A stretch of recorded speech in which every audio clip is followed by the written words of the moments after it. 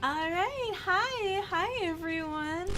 We time to decide, we're time for some executions.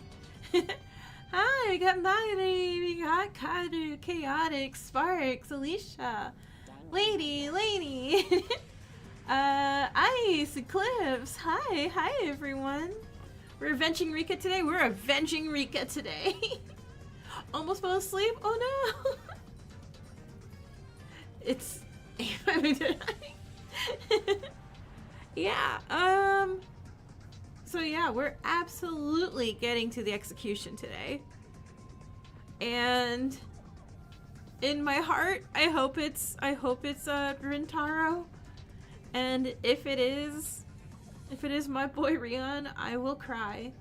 It is very cold, and I will cry and my tears will freeze. But hi. We'll catch the monster who killed Rika. We are going to.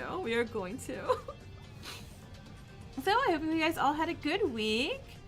Ever so early, get some monodams. Yeah, let me get something right for once. Come on, please, Rintaro, please do a murder for me. For anyone who hasn't here this week, we now have a Tadaira avatar.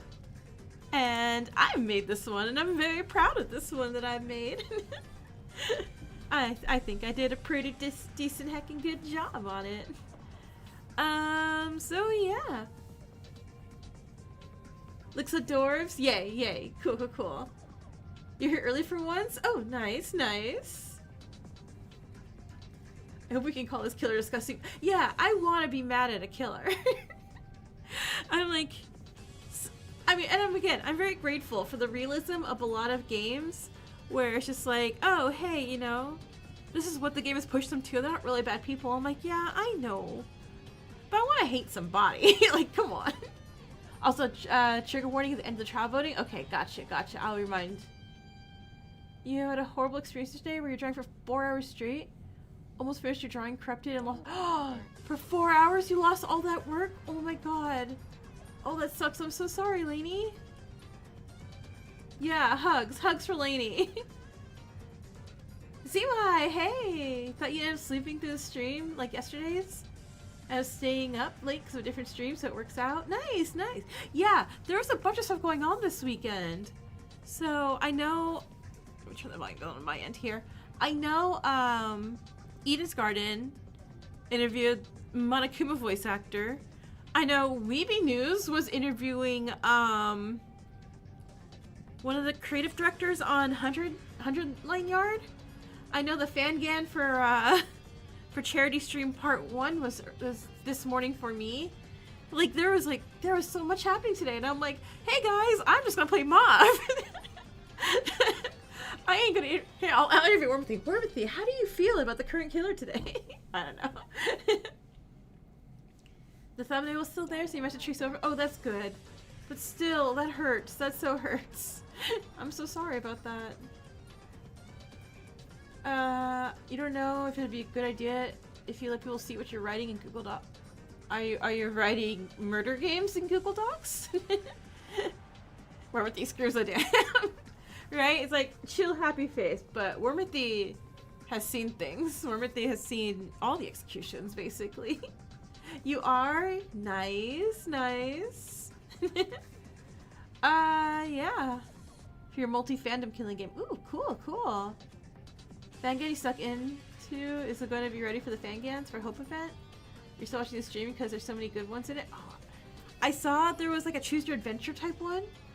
I was at work all day today, so I didn't get a chance to like actually watch it, but I want to go back and watch it tomorrow night. I think like, what's my next available free time tomorrow night? You saw the Hope stream had a Fangan made in choice script used for... Yeah, Ziwa, that's a little bit that I saw too. And I'm like, that's such a good idea. Like, damn, I wish I thought of that first. But yeah, no, that was really cool. I really like that. Because I love those choose your own adventure games. You were in that stream a few minutes ago, Radical? Oh, that's so cool. Is it still going or did it wrap up? Am I interrupting that? I'm like, y'all, don't worry about charity. Come to my stream. there's a big sarcasm in that, obviously. Like the multi-fandom murder mystery game? Yeah, those always seem really cool. Alright, let me click this so we can get off the screen. Yeah, because I'm like, if it's still going by the time they are still going? Okay, if it's still going by the time I'm done with this, we can go pop over there as a group. And be like, hey, how's it going? Well, I guess I don't want to interrupt, but... Yeah, no. Oh, yeah, if it's still going. I want to stop by after the stream. And go see how it's going. You and some other people on the server during Killing Game where it's literally... all the OC Rockies. Oh my god, that's so much drama in one group. That's amazing. I love that. That does sound so fun. They went for 9 hours? Oh gosh. Well, let's hope they're going for at least 2.5 more. Okay. So last week in our murder case, I remember. Okay, hold on. What was last week's murder case? Okay, yeah. Jumonji has glasses, little thingies, and was asleep. All Hiraki's and there's only one Ojimon. They all fight over him. Hi, timeline. You managed to catch up on last stream? Oh, nice. Danganronpa. Okay, yeah, so Rika sneezes a lot and has bloody noses. The toilet paper, which I'm 90% sure is in one of the... Do you have to review all the evidence again? I'm just going through real fast so I can just give myself an idea. It's like, doing so many fangans in a week and other crime things, I'm just like, okay, whose evidence is what again? Okay, so yeah. So the underneath the paper is definitely toilet paper and it fell out of someone's clothes. And the locker room door is broken. Okay. Jumonji had straps, yeah, straps.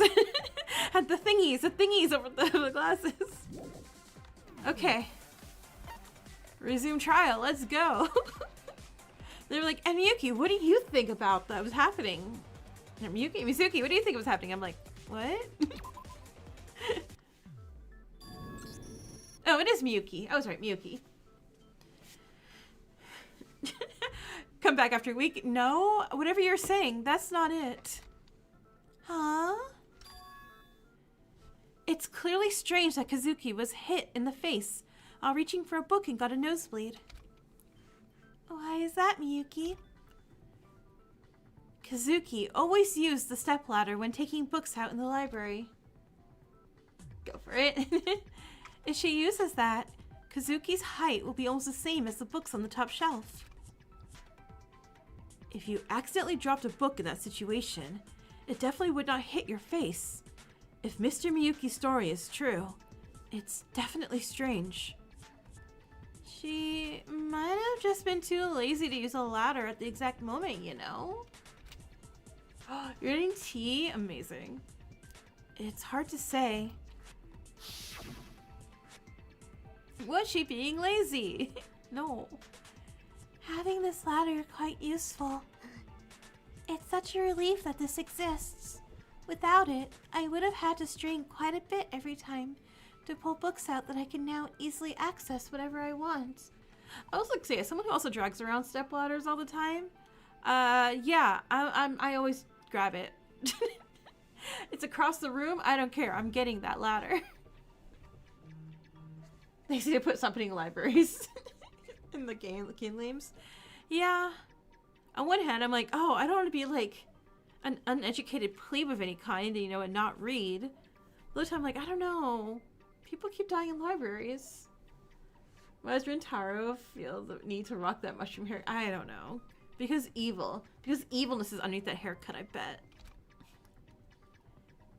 Do you have to use a ladder every time you take a book from the shelf?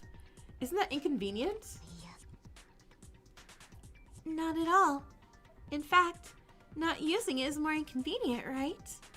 I can't even imagine investigating without this now. She also said that she always used a stepladder to get the books on the top shelf, and that she'd be even more convenienced without one. Do you remember Shitanda? Yeah, that's exactly word for word. I heard the whole thing. It's actually a good thing that Shitanda overheard our conversation back then.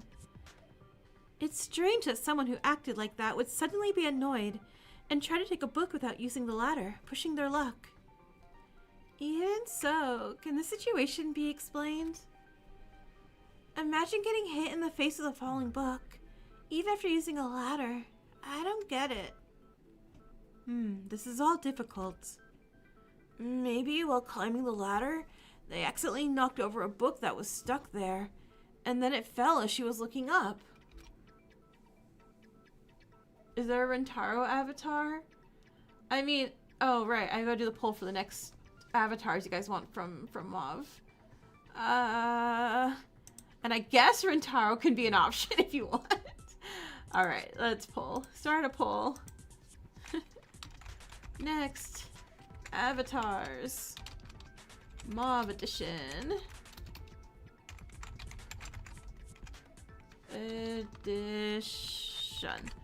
Okay, so I guess the first one is Rentaro. Justin, I guess could be a next one. Another one I can do. There's category Justin. Awesome. Option 3. Who else am I missing? I'm missing. Oh my god. What is the girl who does badminton's name? I'll remember her name in a second. The book that was wobbling unsteadily eventually fell into her face, if that's the case. Ukyo? Okay, Ukyo. Kana! Why do I forget Kana's name? Do I not have Kana? I don't think I have Kana. Oh, because her name's Satsuki Kana. So I assume those names as other people. Alright. Obviously, they're all gonna get done. The poll's just gonna be by the order I get them done in. We have a Kana already? Oops, well let me...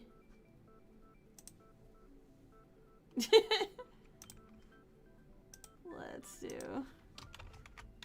Avatars. Mauve. Jamie, hi! Edition. Alright, we'll do 3. We'll do... Justin... Rentaro... Rentaro... and Ukyo.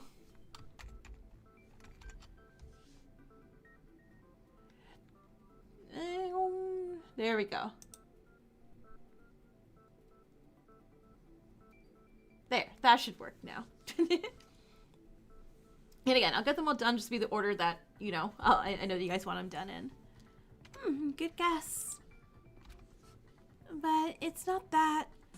If that were the case, there's no way her glasses could have flown so far away. Who died? Our precious baby girl Rika has died, and we are getting close to the end of the trial.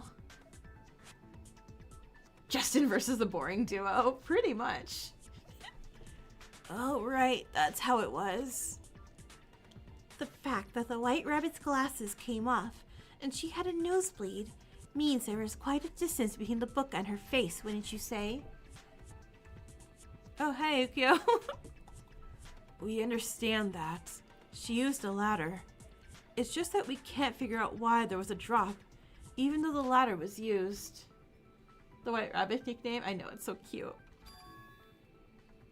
What if we said she couldn't use the ladder? What does that mean? That's exactly what I mean. If there is no way Kazuki wouldn't have used the ladder, then couldn't it have been a situation where she could not use the ladder? That is what I was thinking. She died because of a book? No, the book caused a nosebleed which knocked her on the ground and then the killer came and murdered her.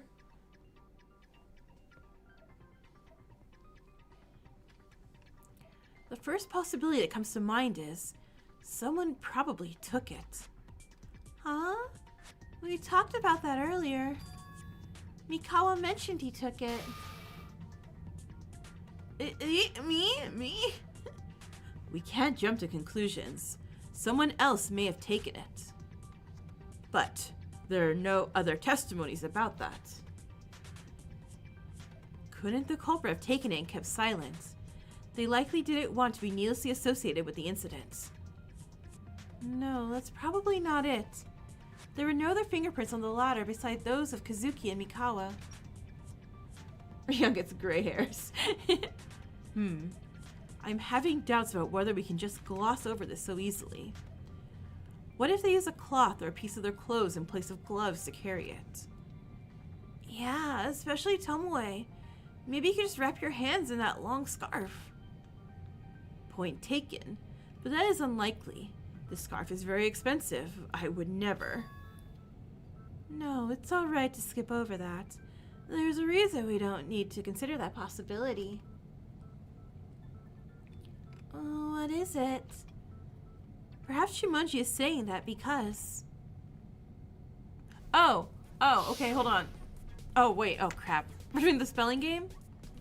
3 letters? Mans. Llamas. Lands? Mala. Mama? Lala? NS.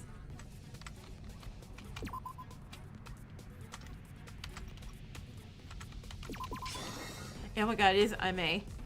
MA. Mansa. Malins. Not Malins. God, I probably sound so stupid. I'm able to look at chat right now. I'm not looking at chat. Mansma. Mansla. Where'd the water come from?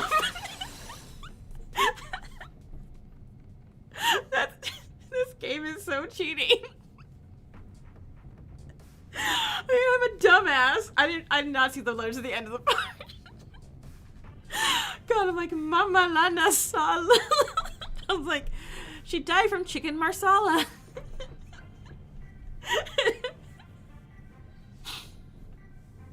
It's like Malin. It was there the whole time. I was too focused on the game part. I did not see that part. Oh God.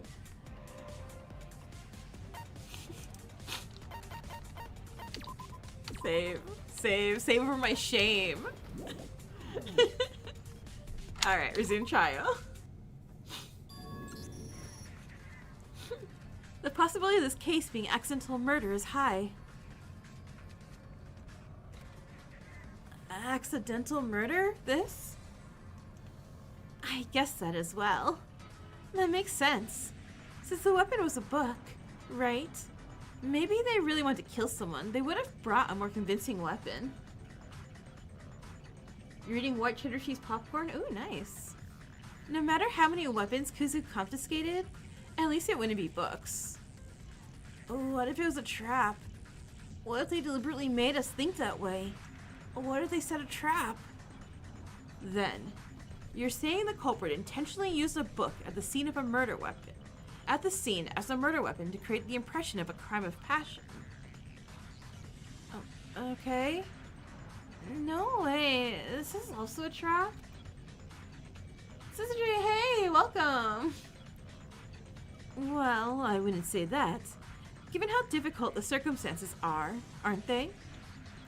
Books are hard to hold, and there's no guarantee you can kill someone with one, even if you hit them. Just as it was mentioned, if someone says they kill a person, at least it won't be with a book. I mean, there's different books, like, you know, someone says, oh, I'm gonna murder you, and they're holding, like, the magic treehouse. I'm like, okay, sure, that's not gonna kill them. But they say, hey, I'm gonna murder you, and they're holding, like, Les Mis. Like, I think I'm gonna die. But now they die by it, right? That's because the corner of the book happened to hit the temple, a critical spot. If you don't hit the critical spot, the chances drop significantly. Yeah, I guess. Getting hit with a book would hurt, but would it actually kill you? Even in a library, the place is full of books. If you aim poorly, your target might even pick up a book and counterattack. Moreover, the scene was a library during peak hours when people were moving about. If you hit someone repeatedly, yeah. That's my Les Miserables. Imagine getting murdered by a book you hate. Oh god. Yeah, no, I would haunt that person. I'd be like, no, excuse me. Go pick up the entire Animorph set or something instead. Come on. If the attack fails and the victim screams, there's no way to know how many people would hear it, or how quickly others would arrive at the scene. I think there are too many drawbacks to using a book as a weapon, simply for setting traps. What do you think? Then, in that case, the cure is worse than the disease. That's why it has to be considered manslaughter, right? You're gonna die at the hands of a Colleen Hoover novel? No, that's the worst. Yeah, timeline. Ugh, I knew I should have given my opinion. So, what's the connection between an accidental homicide and the stepladder? Since it was an impulsive murder, the culprit wouldn't have prepared gloves or moved the ladder carefully to avoid leaving fingerprints. Therefore, if the culprit touched the ladder, fingerprints would have been left behind. Don't you, please don't be Mikawa. Please don't be Urion. However, since there are only the fingerprints of Mikawa and Kazuki on the ladder, it can be concluded that the culprit did not move the ladder. Yeah, there aren't any spare gloves at this school.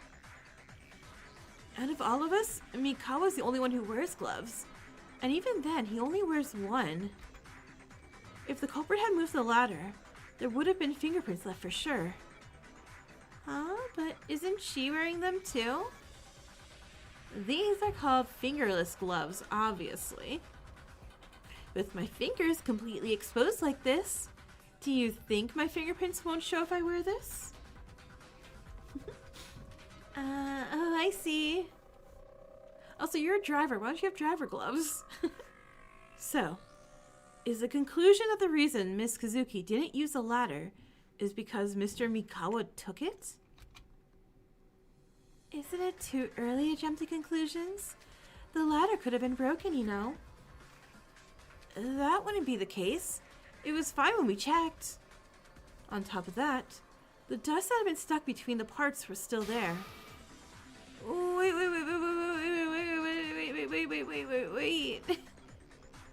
Then, because I brought the ladder, Kazuki forced herself to get the books, and then she got a nosebleed? Did I cause Kazuki's death because I took the ladder? No, honey, no. I don't know. It seems like the culprit would have killed Kazuki regardless of her condition. Someone tell that guy to calm down before he flips out again. It's hard to listen to him.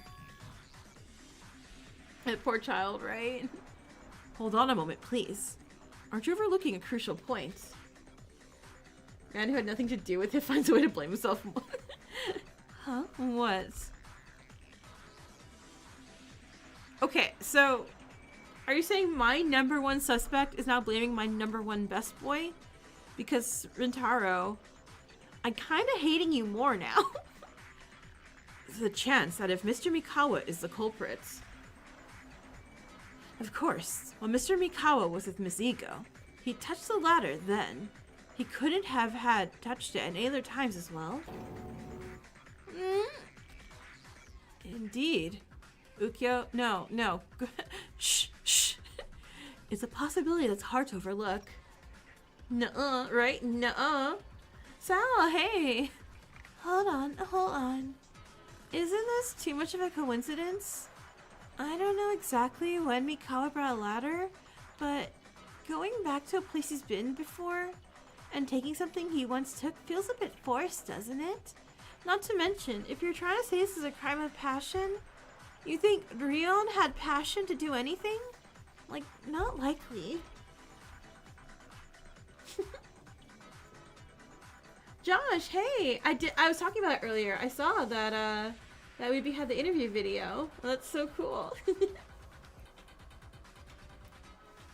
You know, when the other characters accuse someone, it usually means it's not them. Right?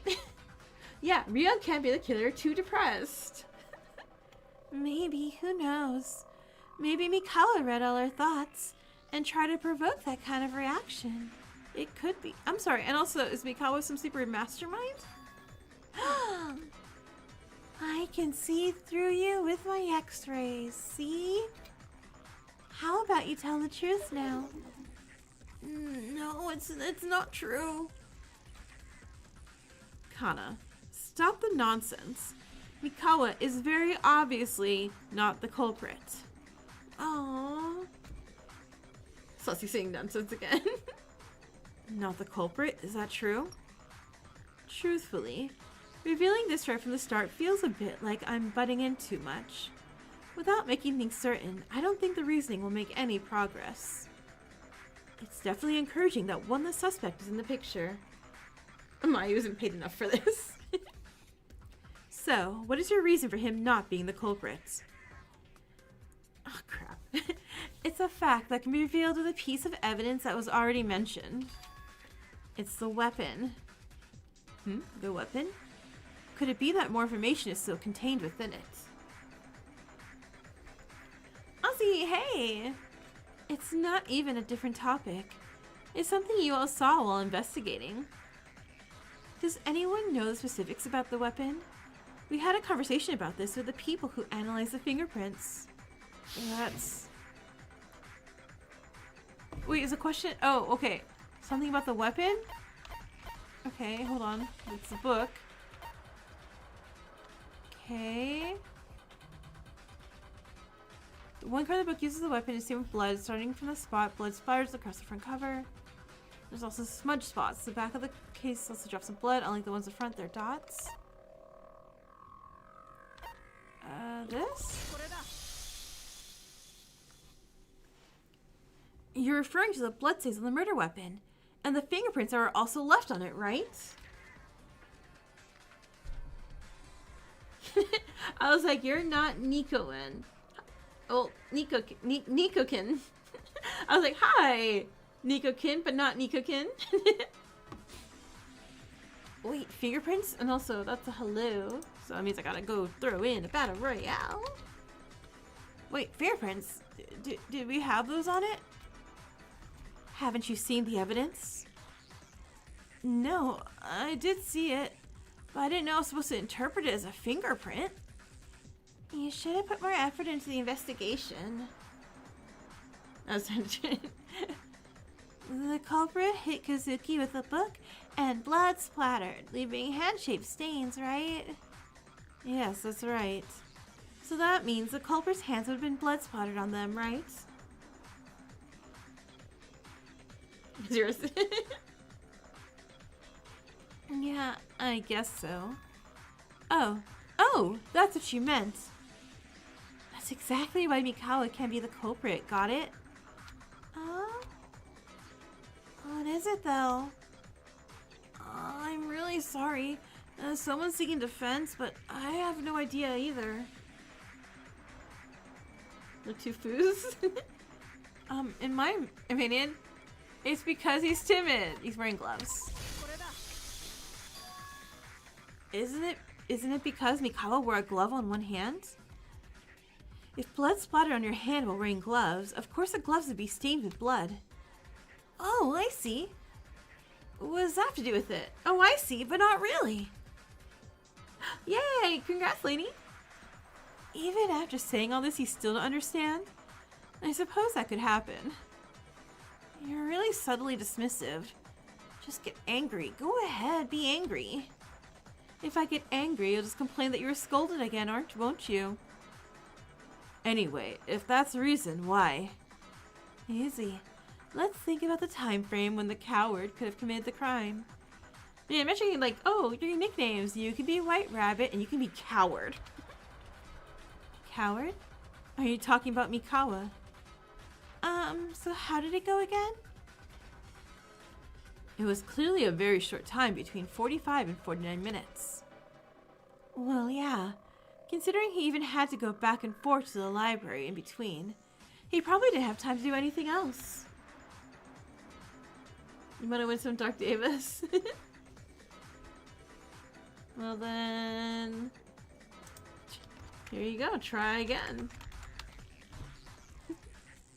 But when you watched the video shot by that amateur cameraman, was there blood on the glove of the coward who arrived at the diner at 49 minutes?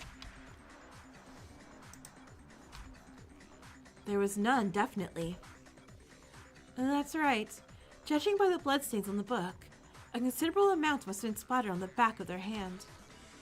At the very least, it must have been impossible to hide naturally. Really? Was there no time? Are you trying to say there's some trick involved? Running at full speed. If you could just do something somehow, it might work. What? Lace up your shoes? What? Have Heelys? Do you think that'd be enough to cover it? Where's the luminol when you need it? So no, hey! Even if they wash it in the water, it will take more than 10 minutes to completely remove it to the point where it won't show, and to dry it off as well. Now that I think about it, yeah. Your blood. Blood? And the start of me. Tomoe screamed upon seeing blood and jumped up, while Tadahira, who sat next to him, covered her ears. Okay, well, we're gonna have a big issue with my thoughts if Tomoe has that blood thing that Fukawa? No. Toko! That Toko had. Is a nosebleed really that big of a deal, Tomoe? We're clearing his innocence. Don't worry about it. Oh, no, wait. No, Mikawa. No, Tomoe screamed. I get nosebleeds pretty easily. Of all times, I covered the hand that had the glove on. It's gonna take some time to have this clean for sure. What blood phobia thing? In the original Trigger Happy Havoc Danganronpa, Toko had the thing where whenever she saw blood, she passed out. And like, and if Tomoe has that, there's no way he did the murder, which means I'm back to square one. Please tell me you're just faking it. Besides, it takes forever to dry, and I don't have any other gloves. Ugh, I haven't taken this glove off all day. Wasn't there something like that a few days ago? Remember when Mikawa accidentally wiped his nosebleed with his gloved hand and grumbled about it? And that accessories do not have any backup, so we only get one glove. Rentaro's genocide jag. It clearly. If I'm back to square one, who's my backup suspect?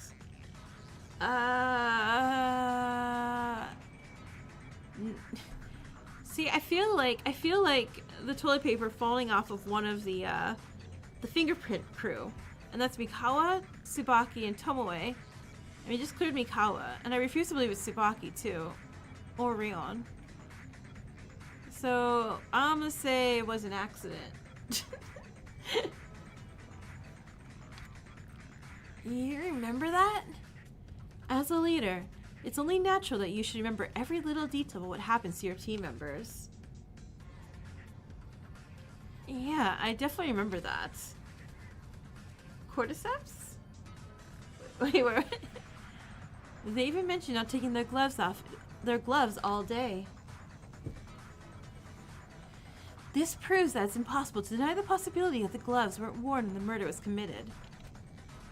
It's strange that someone who wears gloves all day wouldn't be wearing them when they commit a spontaneous murder.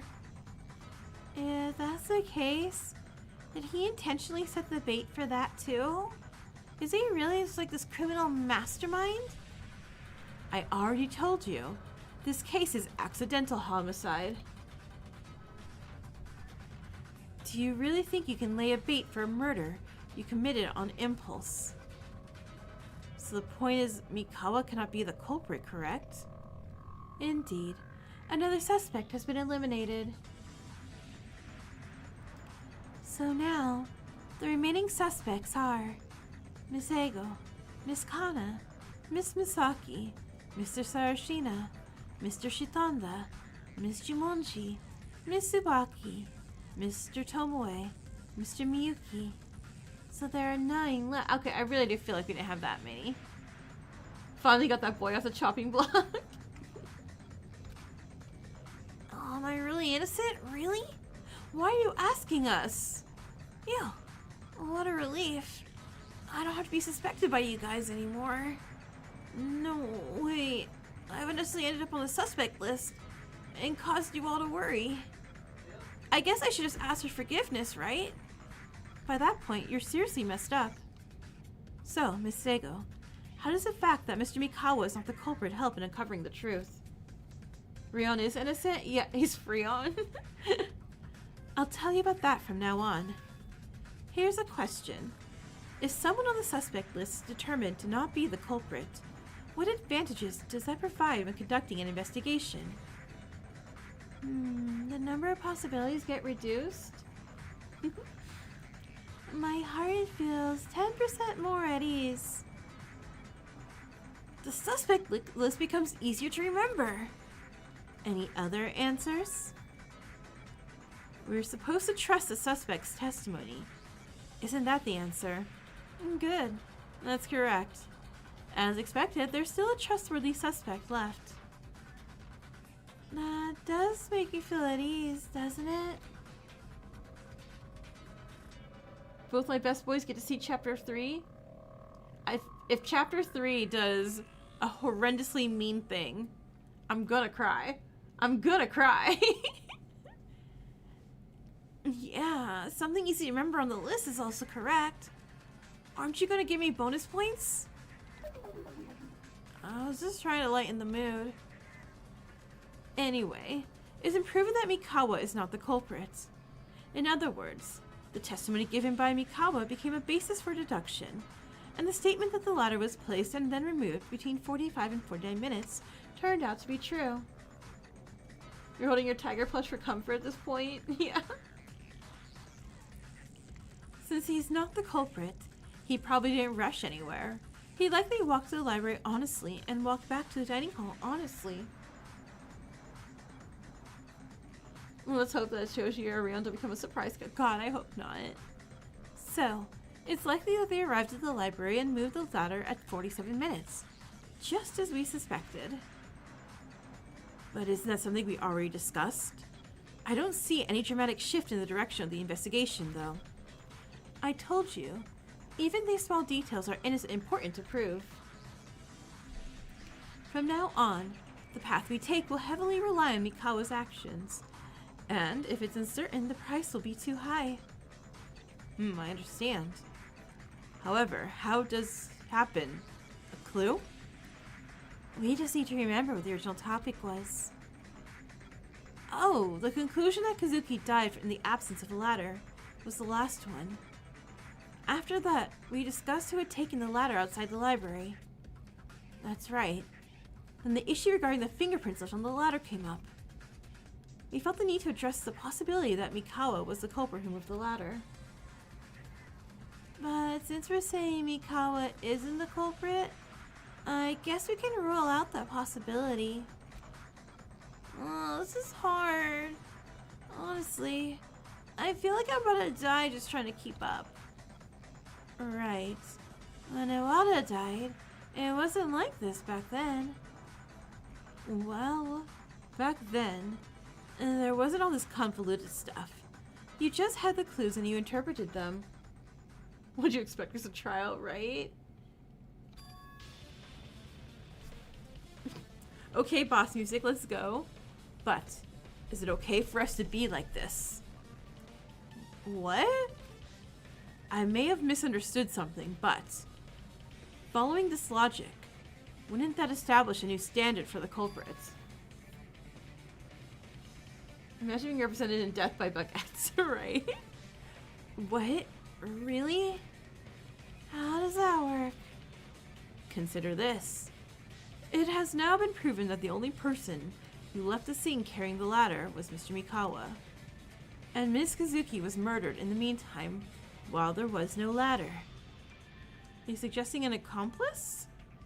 In that case, then it means that Ms. Kazuki was murdered during the time frame when Mr. Mikawa took the ladder outside. Specifically between 4:18 p.m. and 4:47 p.m. And wasn't there a condition that came before that? What is he cooking? I don't know. Let's find out. Oh. Oh, crap. Ouch. When did Shinano leave the weapon? I don't know. That time. Okay, cool. 4:20 p.m. Nice. Damn it. That's why I clicked it. After 4:30 p.m. From the moment Shinano brought the weapon to the crime scene, the culprit was able to commit the crime. Well, that narrows things down a lot. The culprit is whoever killed the white rabbit between 4:30 and 4:47 p.m. 4:20 blaze it! And between those times, anyone without an alibi. There aren't many, are there? Show alibi list quickly. Here it is, but I'm not going to give it to you. It's hard to understand what you're saying. We're hunting you down, culprit. We're hunting him down. Then pass it on the leader. Yeah, give it to me. Here. Okay. So 4:30 and 4:47. 17 minutes. Fetch the alibi list. Someone killed Monomoko. No, Monomoko is Oh, you're right, because White Rabbit. Oh. Okay, Kana. Being locked in the apartment for 48 minutes, I wandered out, got there at tea time. I was in the diner until this hour. Started working out with Tsubaki, the women's locker room, at 15 minutes, and finished at 45 minutes. Oh wait, actually let me go with Misaki saying. First off, Maya was with Mikawa from 18 minutes to 45 minutes. She didn't show up in the ladder until Mikawa brought the ladder to the scene. Therefore, not the culprit. Sarashina has an alibi from the 15th to the 50th minute, and Shinano has recorded video from the 30th minute, so it's impossible for them to have committed the murder. So Ukyo and Shoji. Clear! Tsubaki and I were together from 15 minutes to 47 minutes, so we can't be the culprit. And Tomoe was with Shitanda from 30 minutes to 53 minutes, so they have an alibi. Okay, hold on. For reals? Okay. 20... I don't believe him. Alibi or not, I don't believe him. At 20 minutes, I stopped by the warehouse, saw Mayu and Mikawa's faces. 1 minute later, I left the warehouse, returned to my private room. At 30 minutes, I visited the store and conducted some investigation while talking with Shitanda until 53 minutes later, before returning to my private room. Damn it. So... Damn it. You don't trust the alibi list? Huh, okay. Mikawa. I was in the warehouse for 10 minutes. Okay. Miyuki slept. That was us. To be fair, Tomoe was the one who brought this up. These 6 people can be excluded from the suspect list. And the only people left are Erika Jumonji. But we just proved it wasn't her. Satsuki Kana. I kinda really highly doubt it. And Miyuki Nozomi. Only those 3 remain.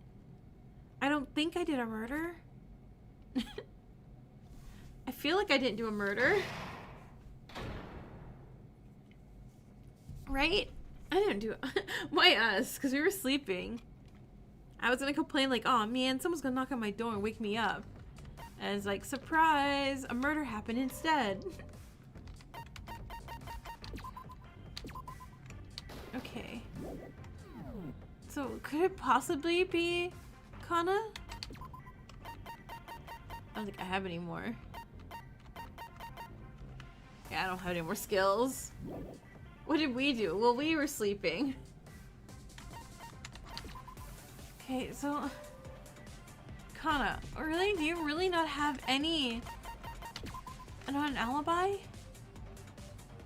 Being locked in the private room for 48 minutes, I wandered out. I got there at tea time. I was in the diner. Oh no. Oh no. Locked in the private room. There was a broken door, wasn't there?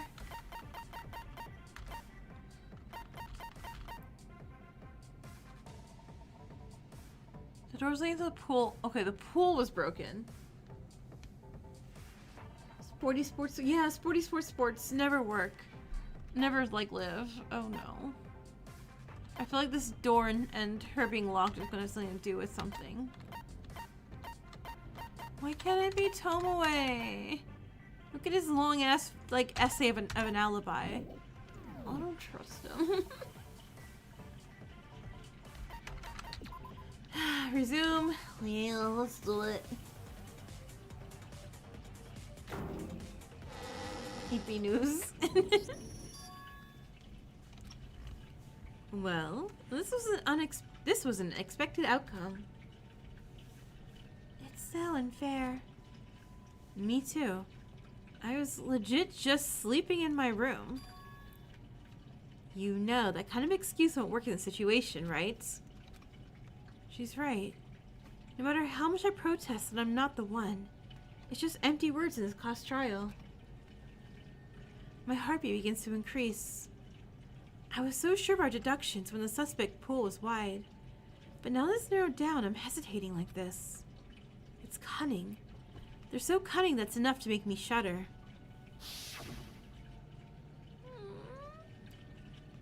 I started this trial determined to catch Kazuki's killer myself. But I'm hesitating so much because I feel like I'm in danger. That can't be possible. Is there someone who'd like to confess to something early? It'd be funny if the protag dies every chapter. Imagine like, oh, it's like, are we going to be a victim or a killer? We don't know. We'll find out the trial. There's no way that happened, right? Could there really be a culprit among these few? Based on our deductions so far, that seems to be the case. Just protag musical chairs. I really can't do this. You want me to interrogate and suspect someone who's right there? Staring at me with their eyes all wide open? Nautical, hey, welcome in. Oops, Masaki's protagonist now. What should I do? What? Are you saying you're giving up the class trial? I rather believe Monokuma did this. That'd be easier to make my mind at ease. I can't do it. I can't threaten, harass, or point fingers at someone who's right in front of me. I just can't. What is this about? After you've been doing so well until now. Shoji's upset having to do the class trial thing. Shoji, help out. No. Now, calm down. I understand this is really tough. It would naturally be overwhelming to know that someone's life hangs in the balance because of our decisions. If you're feeling mentally overwhelmed, it's okay to take a step back. We won't force you. However, please don't let your will break. I absolutely can't bear to witness that while I'm still alive. We're trying to die, just tell us. Right, relax. You've got too much in your mind right now. So let's just recharge first, okay? I'm sorry, everyone. That's enough for now. We don't have time to worry about the stragglers. We need to quickly find the culprit and escape this moment. Let's get back to the main point. I can't believe it. There's a culprit among us. What should we do from now on?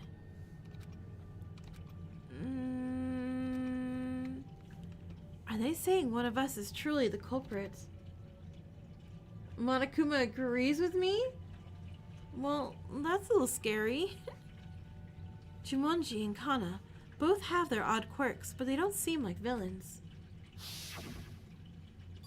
Monokuma hates Shoji. No! Oh, that guy had no talents, right? A worthless nobody like him, who's worth nothing, dares to think he can set foot in Hope Speak Academy, the school for the elite of the elite. His arrogance is off the charts. I picked him because I didn't like him. Like I said before, I hesitate to kill the rest because you're so talented, you know? Right, I forgot. She was a little mean one. Is it inevitable to avoid the second time? To be betrayed again by someone I thought was a friend, an ally? Hitori, come back? If it's unavoidable, I should try to face it as calmly as possible. I focused all my attention to concentrate on the discussion that was about to commence. Oh, please don't make me do any more snowboarding. Please don't snowboard. Please don't snowboard. If anything, do the Shuichi one. Let's hit people with a car. It's not the time for me to give up yet. Okay. Monokuma would be a hater for real.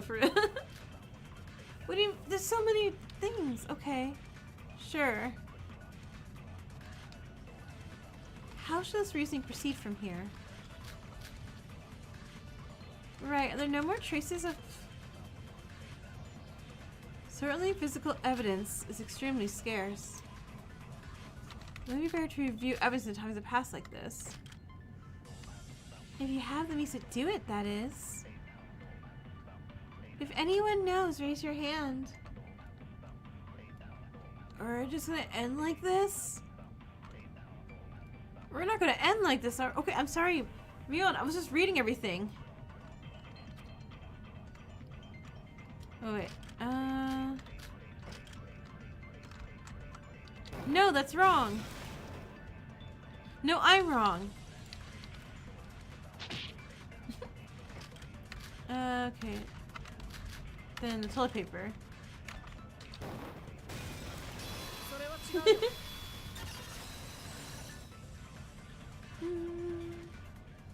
Yeah, if we do the debate, the screen just gets so tiny. Monokuma, like... I mean, I should be a little concerned that Monokuma really likes me and agrees with me and everything I say. Like, Monokuma... am I bad? I don't know if I want to be Monokuma's favorite. Actually, there was only one piece of evidence left at the scene. Huh? Oh, what was there? Toilet paper. The toilet paper roll that Kazuki used to carry around was gone. I told everyone when the investigation was almost over, don't you remember? Oh, I remember hearing that. Right. You said she had rhinitis and left a roll of toilet paper in the library, right? Toilet paper was the murder weapon. Yeah. She always kept it by her side when she was investigating in the library, but it vanished without a trace at the crime scene. Wouldn't there be a possibility that Miss Kazuki recovered from that? And what, did the toilet paper go to heaven too? I think that chance is low. The library is full of dust, so being inside the library doesn't solve her allergies at all. Is that even real as a simulation? No, not again. It's strange to move the toilet paper somewhere else when she still needs it. That's certainly the common sense approach, but something still doesn't quite add up. No, even if that's the case, it wouldn't be the white rabbit who cleaned up the tissues. What's the reason? According to the reasoning so far, the existence of the toilet paper has become incredibly important because of the nosebleed. Nosebleed? Why? Didn't I tell you earlier? The white rabbit was dealing with some gushing blood from her nose, and then she died soon after. And whatever it was that wiped her nose, the culprit took it away. Yeah, you definitely mentioned that. I've said this much, and if you still don't get it, then ask yourself, what on earth would they use to wipe up the blood? Cyanide-laced toilet paper? No! If there's other tissue besides the one she carries around. I see. I wonder about that now as well. When Kazuki died, her nosebleed must have been dealt with somehow. Is it weird that the kid decided to take the toilet paper from the nosebleed? Like, it's a weird choice and disgusting, but okay. Yeah, killer weird. This is supported by the fact there's no blood near the body's nose. That's right. There were no bloodstains near the nose, so we didn't even consider the possibility of a nosebleed. Ugh. There wasn't anything in the library that could absorb liquids like tissues. But there is a way to tear out pages from a book and use them. But as a book lover, she certainly wouldn't have done that. That is a violation of school rules. As mentioned before, it is vandalism. But even so, if she tries to find tissue somewhere else, her nosebleed will just keep flowing. But other than the smeared marks, there was no additional blood found in the library carpet. There was no direct stains of blood droplets on Kazuki's sleeves or hands. The smudges on the sleeves are, of course, a separate matter. Then, if I understand correctly, Miss Kazuki handed the nosebleed right there on the spot. The only possibility that way that could have happened is if she used the tissues that she already had. And right after the nosebleed was taken care of, the white rabbit was killed. This came up earlier, right? In other words, the tissue would have been next to the white rabbit until the culprit arrived. Killer says 6-7 before the execution warning, what? And yet, it was completely wasted. It seems only the possibility left is the culprit got rid of it. You should make a pin for it? Oh, yeah, you can pin it. Or yeah, we can make a pin. And also, I will end the poll. Alright, so... Wow. You guys, I like Rintaro more than Ukyo. That feels right, but so sad at the same time. Alright, Justin, Rintaro, Ukyo. Got it. I'll do them in that order. And yet... Yay, Justin won, yay! Oh, I'll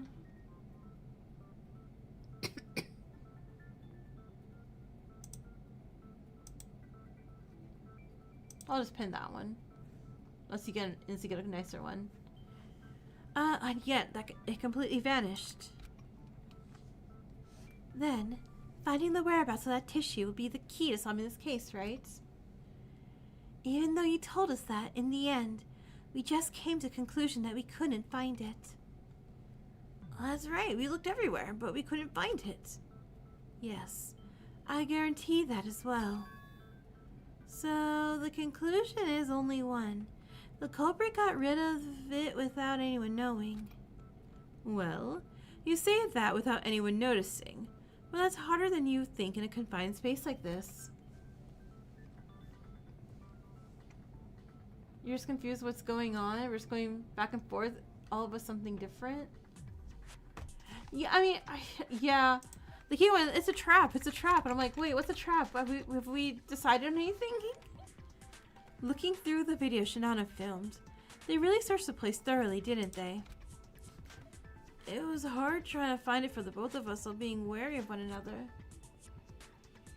Well, there must have been ways to either flush it down the toilet or take it to a private room, right? There's quite a few options.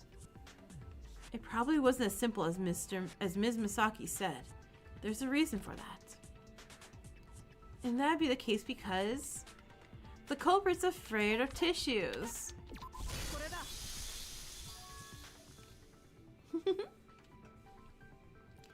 Because the toilet paper's not as small as you think, it was a brand new fresh roll.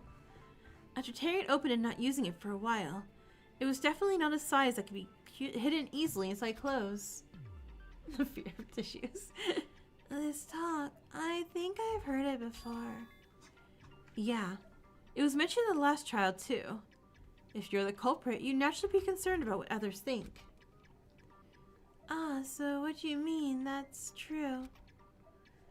Even according to Jumonji, the culprit of this case is trying hard to manipulate the direction of our investigation. Of course, they would have carefully paid attention to each piece of evidence or witness testimony left at the scene. It's unthinkable that they would have been concerned about others' perceptions. The killer just ate the toilet paper after he was done? Yeah. I understand. Can the logic regarding that large cloth still be applied? There might be a slight difference. Of course, a piece of cloth is much larger than a single toilet paper, but since it's equally impossible to hide in one's arms anyway, let's set that aside. There are two significant differences that cannot be ignored.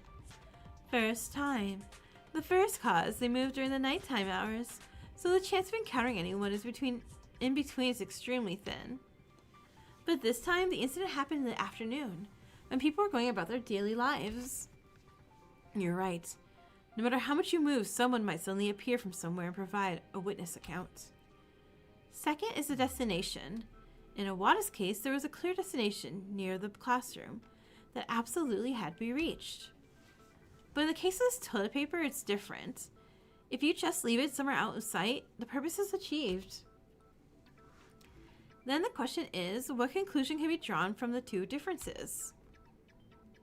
There's no need to risk danger and go through all that trouble, right? You could just leave it somewhere near the library and run away. But there's no need to go through the crowded areas all that way to a private room during hours when people are still awake. That's exactly it. The library and the private room should be quite far apart. Wait, do we think they chucked it in the pool? Because the pool's a large body of water, right? I guess the culprit hasn't messed around with this, huh? Gerard won, woohoo! Congrats, Gerard! If they get caught, it's over immediately.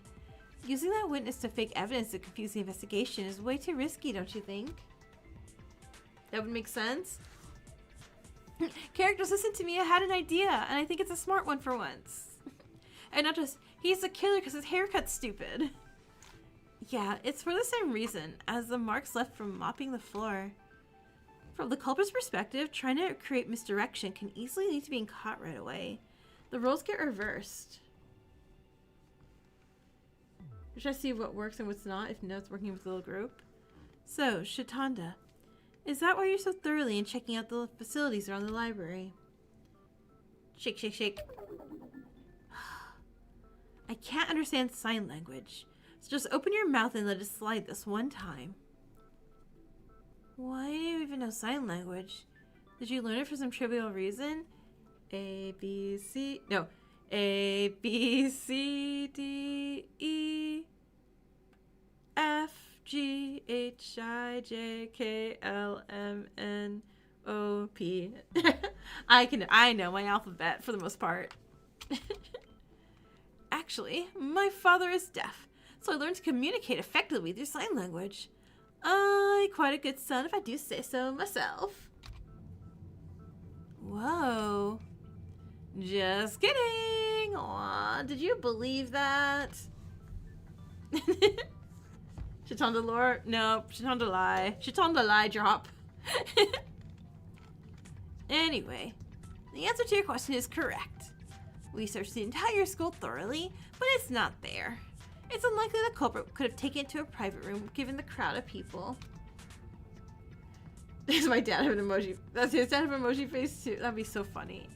Imagine you see his parents and it's just like one giant boss baby with an emoji face and I don't know, the dragon from Shrek or something, you know? Or who likes puzzles a lot. I was just trying to think of funny parents, but I don't know why my brain went to like, oh, you know, the donkey dragon. That's Shitanda's lie, isn't it? Then at best, there'd be only the restroom, the warehouse, and the locker rooms, right? Bing, bing, bing, the locker room, the locker room. Exactly right, thanks. You can shut up again now. His friends are Tamagotchis. So, that's why you only investigated the bathrooms in the school building. Such a weird thing to lie about. Yeah. Since the bathroom stalls near the dormitory building aren't that far from the private rooms, they'd obviously handle it in their own room if they needed to. And we looked in those. Then, the toilet paper must have been secretly placed in one of the three places. The bathrooms, the warehouse, or the locker rooms. His parents are Rentaro and Atama. I refuse to believe Rentaro gave birth to a child with a haircut like that. No way. How do we know which one of those three it is? The evidence is sufficiently gathered. Because of this guy, Shitondo went through everything while causing a ruckus, right? Then, let's quickly discuss this. The locker room! The locker room! They threw the toilet paper in the pool. Oh, crap. Crap! I should know everyone's alibis? Are you kidding me? No! I thought one was supposed to be taken out. Oh, they are. Okay. Among the three, which culprit have hidden the tissue? Can you tell which one of the three? I'll vote for locker room. Then I vote for warehouse. It's not determined by votes. Is there any basis for that judgment? It's not strange even if it's one of the three. There must be something we overlooked. Let's go over this again. Crap. Crap. Crap. Kuzu was working out, Sarashina had tea time, and the other alibi. Okay, so the other alibi. Okay, okay. Is it Mikawa's? No! I didn't mean to do that. Okay. Can you tell which one? I wrote the locker room. Well, I agree.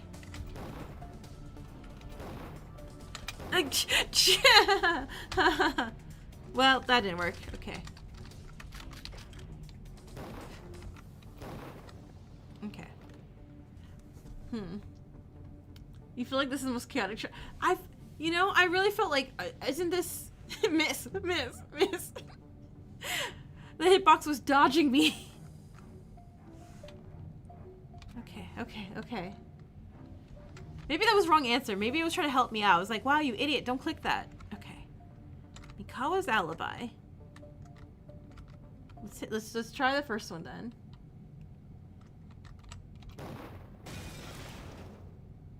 No, it was wrong. Game. The trial is very long and complex, but the ending's so good. Okay. All right. We will get to it. Welcome to typical Danganronpa. Yeah. So I was right in the beginning. The hitbox just dodged me.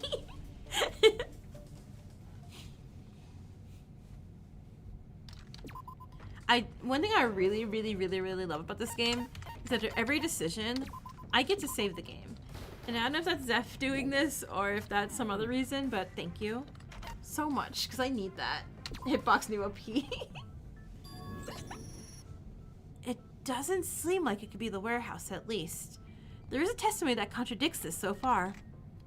Ah, there is? Which one? It is precisely Mikawa's testimony. Of course, since he's been with Mayu for a long time, it's also Mayu's testimony. I'm not the ultimate sharpshooter? Damn. That's right. I was like, I think I mentioned, I'm really good at those little arcade games where you throw hatchets into the little walls, like little arcade ones. I'm really good at that. That's right. Mikawa and Mayu.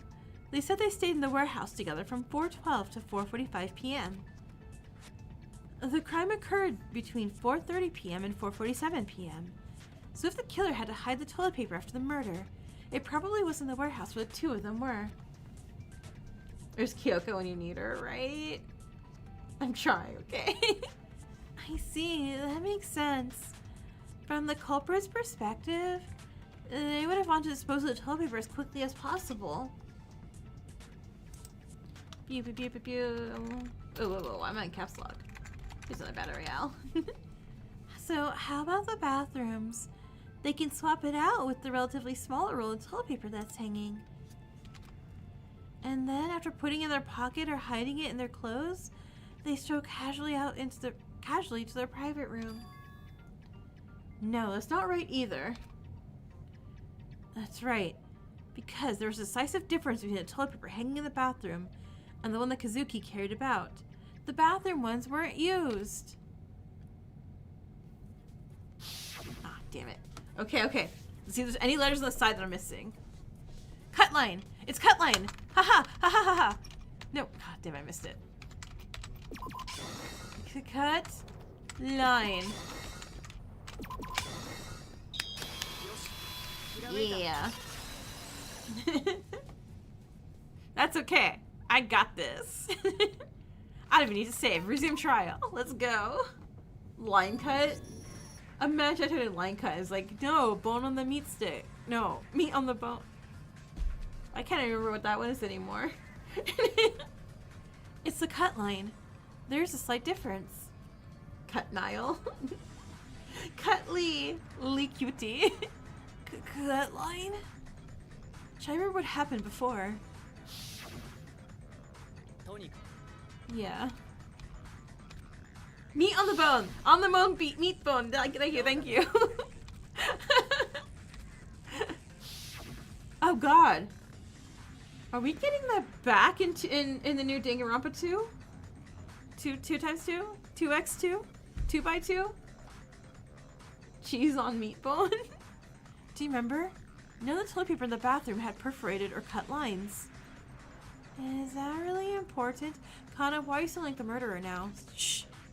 It's important because... Be soon, who knows? You're hyped about it? I'm so hyped about it. Toilet paper, what's that for? There's gonna be probably so many orange juice, meat on the bone, and octagon jokes in that game. I just know the developers are gonna be like, well... The meat on the bone is in the shape of an octagon. No!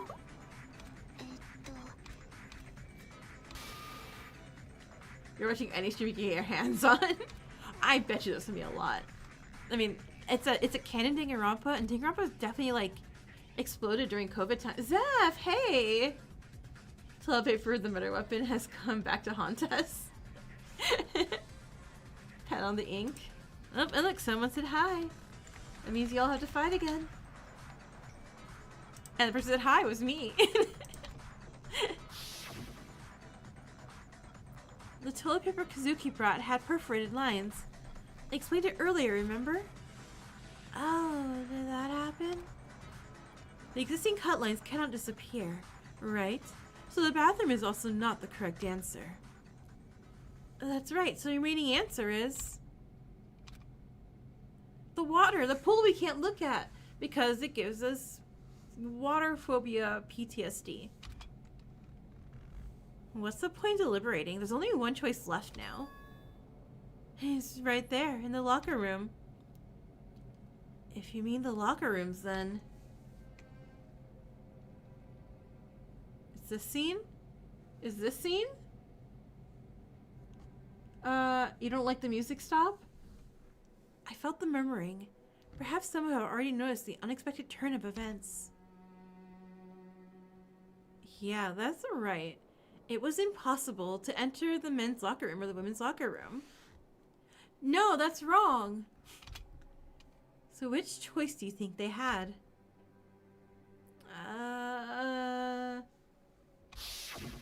We get grape juice, veggie salad, and dodecahedrons.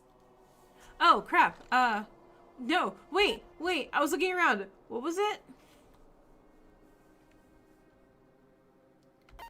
Uh-oh.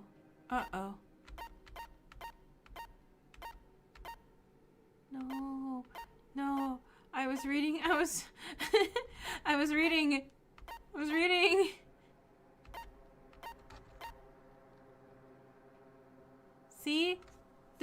in.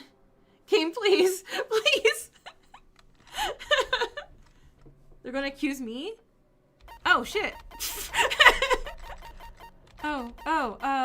Okay, where's my alibi? Where's my alibi?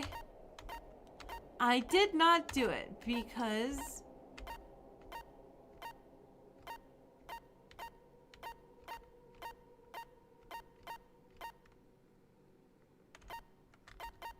Okay. There was a test. Oh, find the testimony about the locker rooms. Okay. Okay. Okay, who testified the locker rooms? Okay.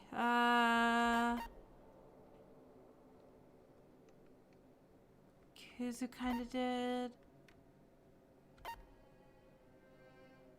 Ugh. Why is there so many words here? No. Nope. Wait. Nope.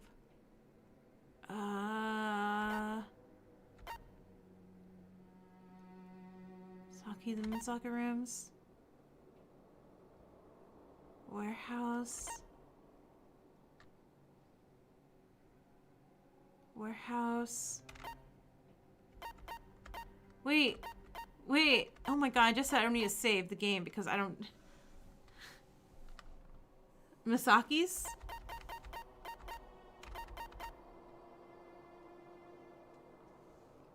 Think it's at the bottom? No, I did that already. That wasn't it. She was working with Hiyori?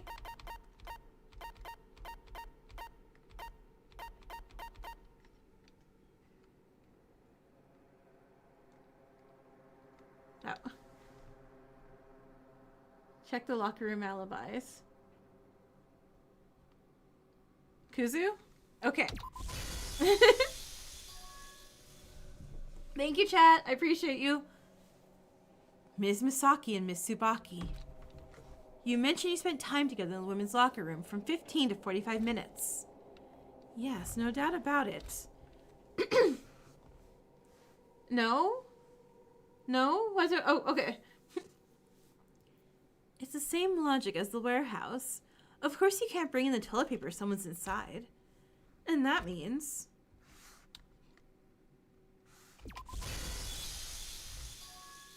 The second and final condition. The culprit is male. Yeah, that's the final conclusion. After a dizzying feat of deduction, the essence unearthed after putting our heads together. It's not. I don't believe it's us. There's no way. It's clear who the culprit is. There's absolutely no way they wouldn't know. Their name is...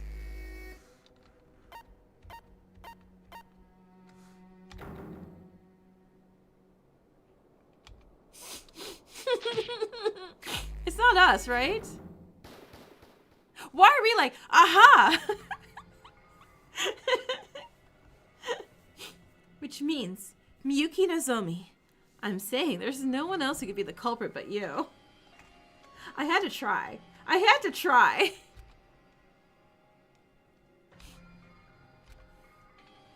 Huh? But I was asleep. Sleepwalking kills Garfield? What? What do you mean?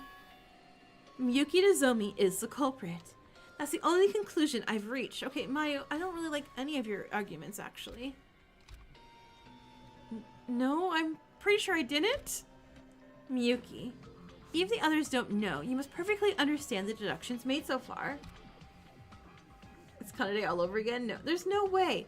Because again, we're ignoring the big, bright evidence that the locker room door were broken during the murder time.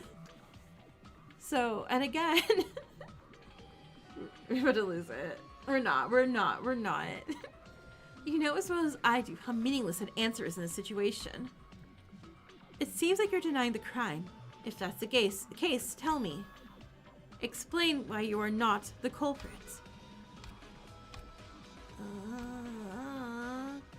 He's saying nothing at all. Come on, Miyuki. Is it you? Wait.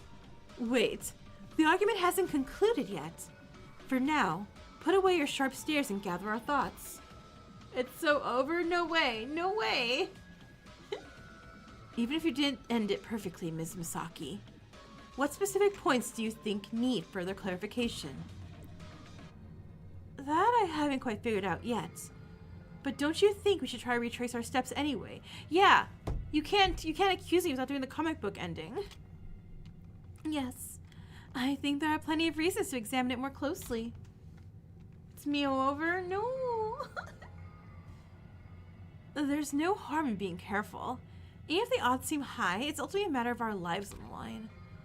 Though it's rather suspicious that you're not saying anything at all. Yeah, I can't think. I want to shout, totally not me, but that's all I can do. No evidence or logic has been given to me that I'm not the culprit. Just stuck on a loading screen. Like, you would think Puzzle Boy would be like speaking up a little bit, right? My mind's a complete mess. Like neurons tangled and twisted in every turn. I know I'm not the culprit. Right now, I'm the only one who knows that better than anyone.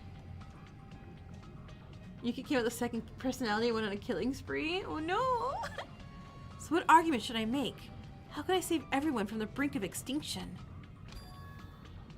It's not that I have nothing to say, but can I ask you a few things first? Miyuki.exe is not working. Of course.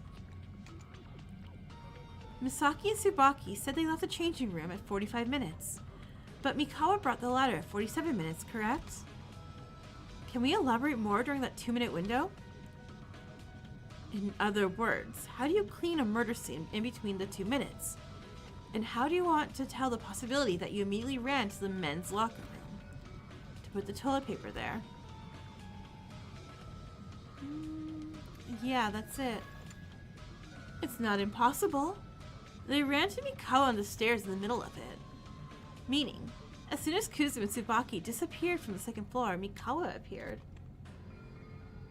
And take up on 300 times? Heck yeah. And right after that, Kuzu came back saying she was going to get a towel. Then later she locked herself in the locker room again to work out. Even if the culprit somehow finished the murder at 43 minutes, spent 1 minute eliminating evidence, and then left the scene in another minute, they still could have entered the women's locker room. Still, toilet paper can be disposed of at any time, right? If you wait until Misaki leaves. Why wait for that? You expect them to stand outside the door, holding toilet paper they can't even hide in their pocket until Kuzu comes out quietly? It's Mukuro Ikusawa. But isn't that the case? Misaki alone testifies.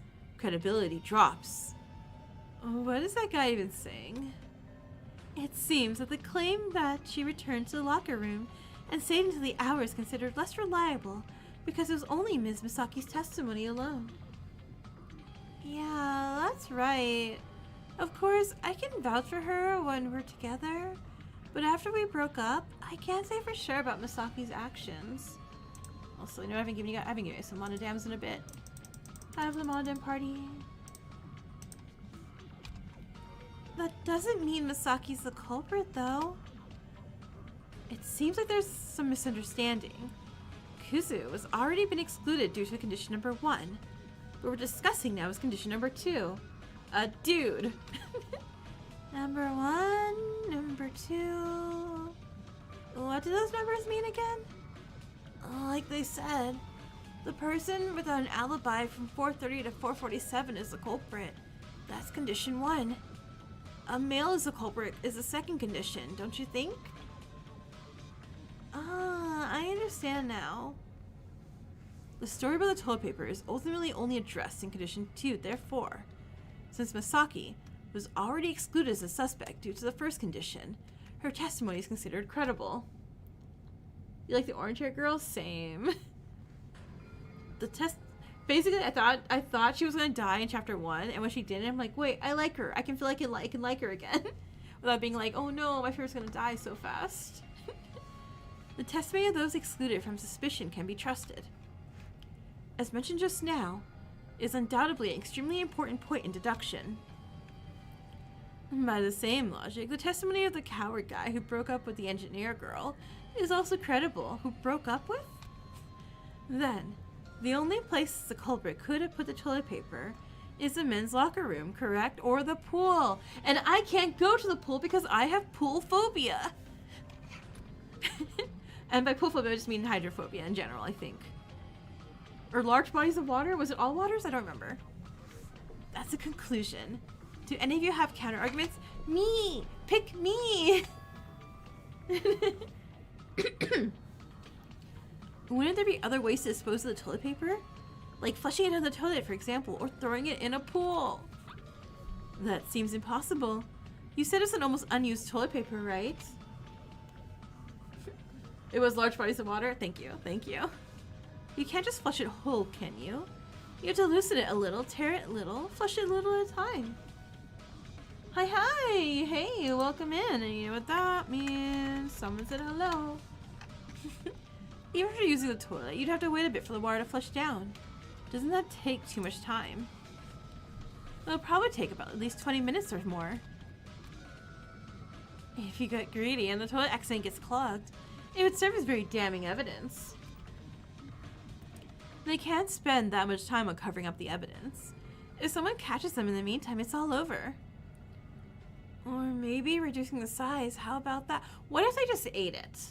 What if this person is absolutely insane and they just ate all the toilet paper? After unraveling all that toilet paper, they take off their clothes and wrap it around themselves. They should be able to do it, make it work somehow.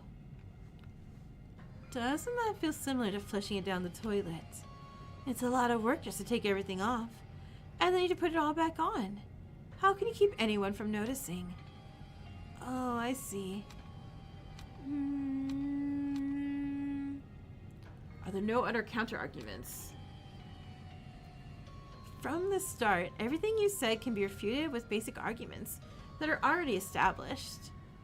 Don't you think we need to come up with more innovative ideas to have meaningful discussion? Step 1! Hooray! Congrats! You got you got a FNAF marionette.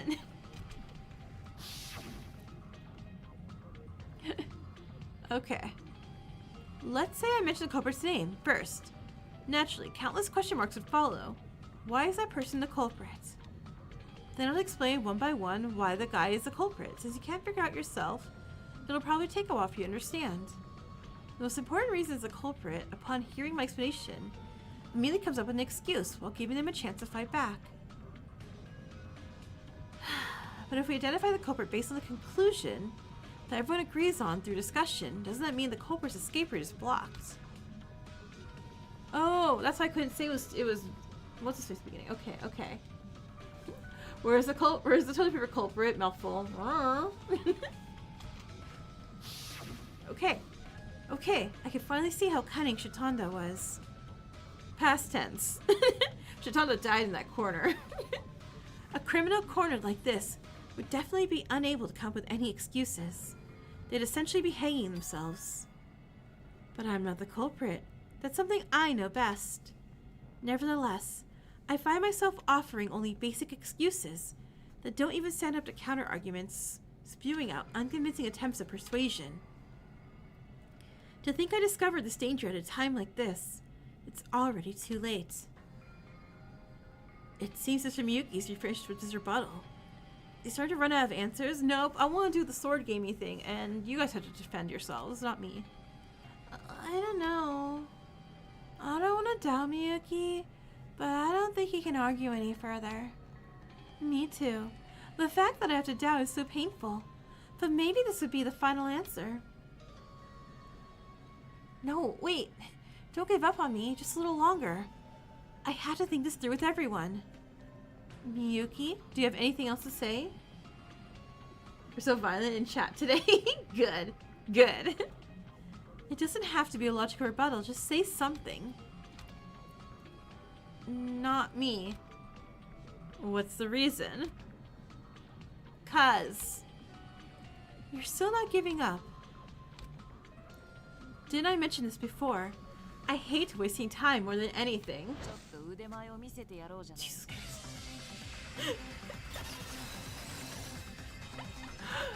Sorry. My wish is granted? I guess. How long must we watch you keep your mouth shut without offering an effective response?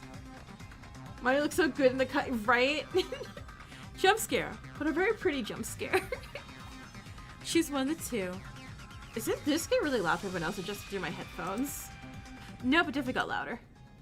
Let me lower it down a little bit. Choose one or of the two. Okay. I remember how to play. Let's do it. Oh, my sword's broken? What? Oh no. Are you still gonna be such superficial art? Wait, can I not? I can't slice anything. Uh-oh. Uh-oh. No, I didn't want to lose. I didn't want to lose. Still the same look. It's fine, because I made up my mind. No, no sticky keys! Oh no, our sword's broken. Is this really the answer? We don't even know Miyuki's moves to begin with. You can't fight back, it's rigged. Enjoy the gimmick. I mean, that's not what I want. I want them, I don't know. Fine. I guess I got my wish. I guess I got it. Actually, that motive is also ambiguous. Yeah, how about my motive is crap? Unlike the first motivation, which would have shocked anyone, wasn't it impossible to predict what influence this new motive would have? This incident is said to be a crime of passion, so only Miyuki knows what triggered him to wield a weapon. Zombie's defense is that they cheated. Sakiki's jump scare too. We're having a spooky time. There are no clues we can obtain about his emotional turmoil. We talked our heads off on the first day, didn't we? Saying you were late, that he had amnesia, that there was something suspicious about you, that we couldn't trust you. It might have been a reason that couldn't even be imagined by ordinary thinking. There is no music, by the way, right now. I was checking the volume, like, oh, did I lose music? Nope, nope. It's just dead silence. Even so, I didn't expect something like this. That's an Erica being the new pro tag. A person they can't trust.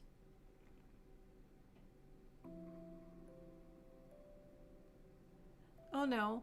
Oh no. Miyuki, no. No, no, no. You're the protagonist. We trust you. We love you. You're great. Miyuki, please no. Those words severed the last hope I was desperately clinging to at the edge of a cliff. I know full well that I'm not a murderer, right? On what basis? On a topic I don't even remember considering? Don't give up. You're a great protagonist. Please stay. Yeah. Maybe there's no need to hide it anymore. The fear held on to the other side of my consciousness. A place I didn't know if it'd be empty or, on the contrary, overflowing. Welcome to despair. Welcome to black space. We're going inside his mind. There have been countless nights spent pondering about myself, fantasizing, and then trying to fall asleep. There are also times when I try to grasp through the pages of lost memories, attempting to move forward. Finding it from perspective of the host sounds actually cool. I mean, that would be neat. I can no longer ignore the proposition that I do not trust myself, which I have been desperately trying not to acknowledge. Miyuki, wake up. During that 1 hour, the estimated time of Kazuki's death, did I really take a nap in my private room?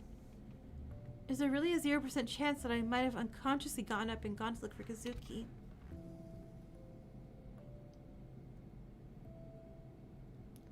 Opening the door, walking down the hallway. I did not... No. He's not saying anything. Perhaps it's true. It may be some kind of recognition. Arrived at the library, took out a book. No, there's no way. we're gonna smash that bad ending and like cut through it with our words or something. Miyuki seems a bit suspicious. I saw it before. There are many videos in his motive, like water or something. I'm not sure about this. We got a bad ending. No. Walking softly on the carpet, approaching Kazuki. You're saying Ms. Yuki's the culprit? Well, seeing as we're trying to reach a consensus. Oh, look, Monokuma woke up. Monokuma's like, what? What? Are we doing something? Shall we move straight to voting? Well, I'm starting to get restless just sitting here. Then we can conclude our deduction ends here. Does anyone have any final thoughts or opinions?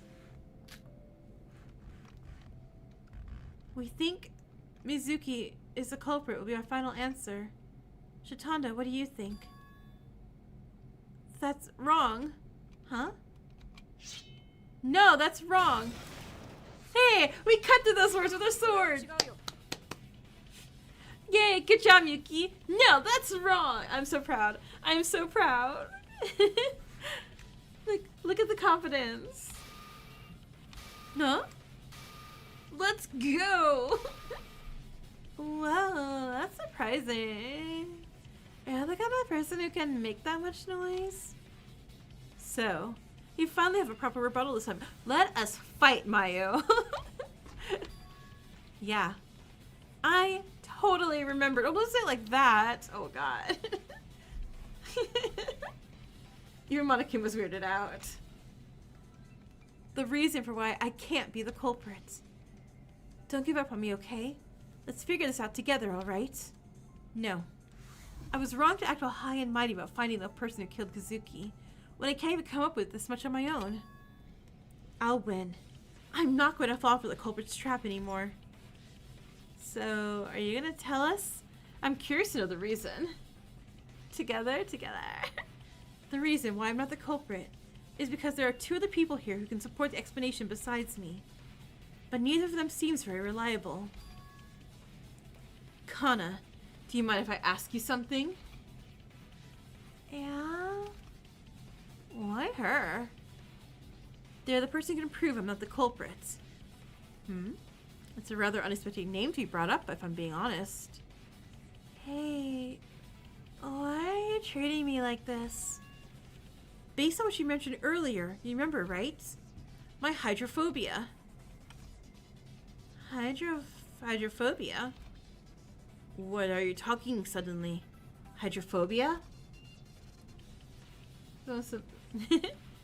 Right, actually, I have that condition. It might sound a bit unexpected. It's definitely a bit sudden, I must admit. No way. Oh, I get it. So not, unless maybe the toilet paper was still in the pool. Maybe it still is. But the fact that the doors are... the fact that the doors are broken means the pool was visible from the locker rooms the whole time. Which means that if Miyuki walked into any locker rooms to stash the toilet paper, would have seen the pool and passed out.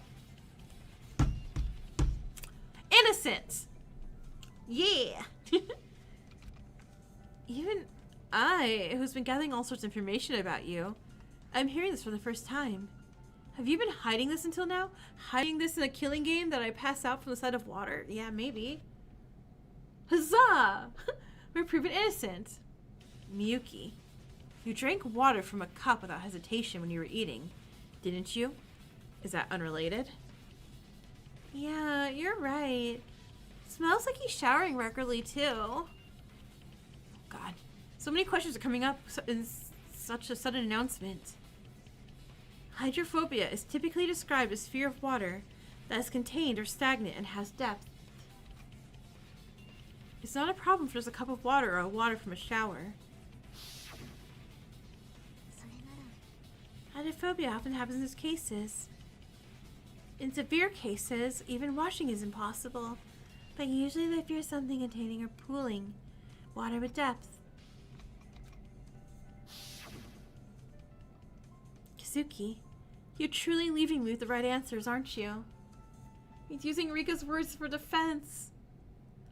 Aww. So imagine recutting that bad ending with like Ghost Rika holding her hand to help us, like, you know, lift the broken sword. So how does that prove that Miyuki is not the culprit? Kana will tell you that. Kana, you met Kazuki and I in the locker room while investigating when the second floor first opened, right? Do you remember that? She's so proud of us. Yeah. Please answer honestly, I beg you. Please, please, please, please, please. Yeah, at the time. Oh, can I tell them about it? Hey, I told you to shut up. No way, it wasn't worth picking on me. I am the one with the few people who clearly knows the truth. What are you talking about? There's nothing to listen to. We're just trying to muddy the water somehow. Oh, now you speak, Puzzle Boy? No. Actually, Shitanda knows this story since he keeps trying to, make me pass out. Maybe he even knows it better than Kana. What? However, I couldn't trust him at all, so I was just trying to get testimony from Kana. Aren't both of them fine? It allows for cross-verification. That's right. Even if Mr. Shitanda were to have ill intentions again, Miss Kana is here. Okay, that's convincing. I'll allow it. So, do you want to start with Shitanda's story? You don't think people are like machines that spit out testimonies because you poke at them? You better speak, Satoshi. I only volunteered to speak raising my hand of my own accord. But if this is how I'm treated, my mood just completely plummeted. He knows. Say it. You're right, he was gonna stay quiet during them about accuse me. Like, Nero's like just really this like, yeah, whatever. Okay. If Mayu's gonna be like that, I can't help you. I can't help it. I'll tell ya. Huh? As Kana said earlier, Miyuki's motive video was completely about water. I wonder what motivations of a person with amnesia might be, so as I glanced at it, and all I saw were quick flashes of waterfalls, lakes, rivers, and oceans. I looked at Miyuki's expression. Something was off. He looked terribly frightened. Miyuki's changing expressions aren't exactly common, are they? So I started to wonder if he has some connection to water. It's definitely not an unusual occurrence. Yeah, it's quite a remarkable thing. What sort of image did you guys have of me?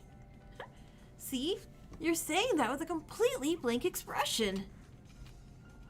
Even to reveal the truth, having my secrets peeled back layer by layer by others isn't a pleasant feeling. For once, Satoshi's doing something good. I can't even begin to imagine what Tadaira was feeling during the last trial. Anyway, I couldn't stop thinking about it afterwards, and eventually the opportunity came. While investigating the second floor, I unexpectedly ran into Miyuki. And wouldn't you know it, location was the locker rooms? So I opened the door leading straight to the pool. I'd never seen someone have such a severe seizure before. His eyes rolled back, he screamed and rolled around on the floor. Oh yeah, that happened too. Magic, hey, welcome. What did you say? Seriously? Oh, that means about a Real. Oh, that was all caps sending me to that. Was that the start? What'd you say? Seriously? Yeah. I was serious to see how he'd react, so I showed it to him. I was worried things were getting dangerous, so I pulled him out right away. Yeah, he had a seizure? Yeah. Since Kazuki and Kana, who were in the women's locker room next door, had also come out because they heard the noise. They knew about it too. That was a pretty bad reaction. Yeah. And since Kazuki's gone, it's just Kana alone now. I had no idea you experienced such a severe phobia. Wait, you're just brushing it off like nothing? But you almost killed someone, didn't you? You are truly the worst, Mr. Shitanda. To go to such lengths to satisfy your curiosity. I mean, I'm okay with it now if it's proving my innocence. Let's stop there. In any case, I understand that Mr. Miyuki suffers from hydrophobia. Miss Kana, is there any falsehood in that testimony? No, it's exactly the same as what I recall. Then there's nothing to suspect. The question is how that proves Miyuki isn't the culprit. There's no need to worry about that. There are 3 facts that can be known from my testimony just now. They haven't even probably attempted murder from before, right? 3 facts? First, Miyuki is very afraid of water. And that's a given.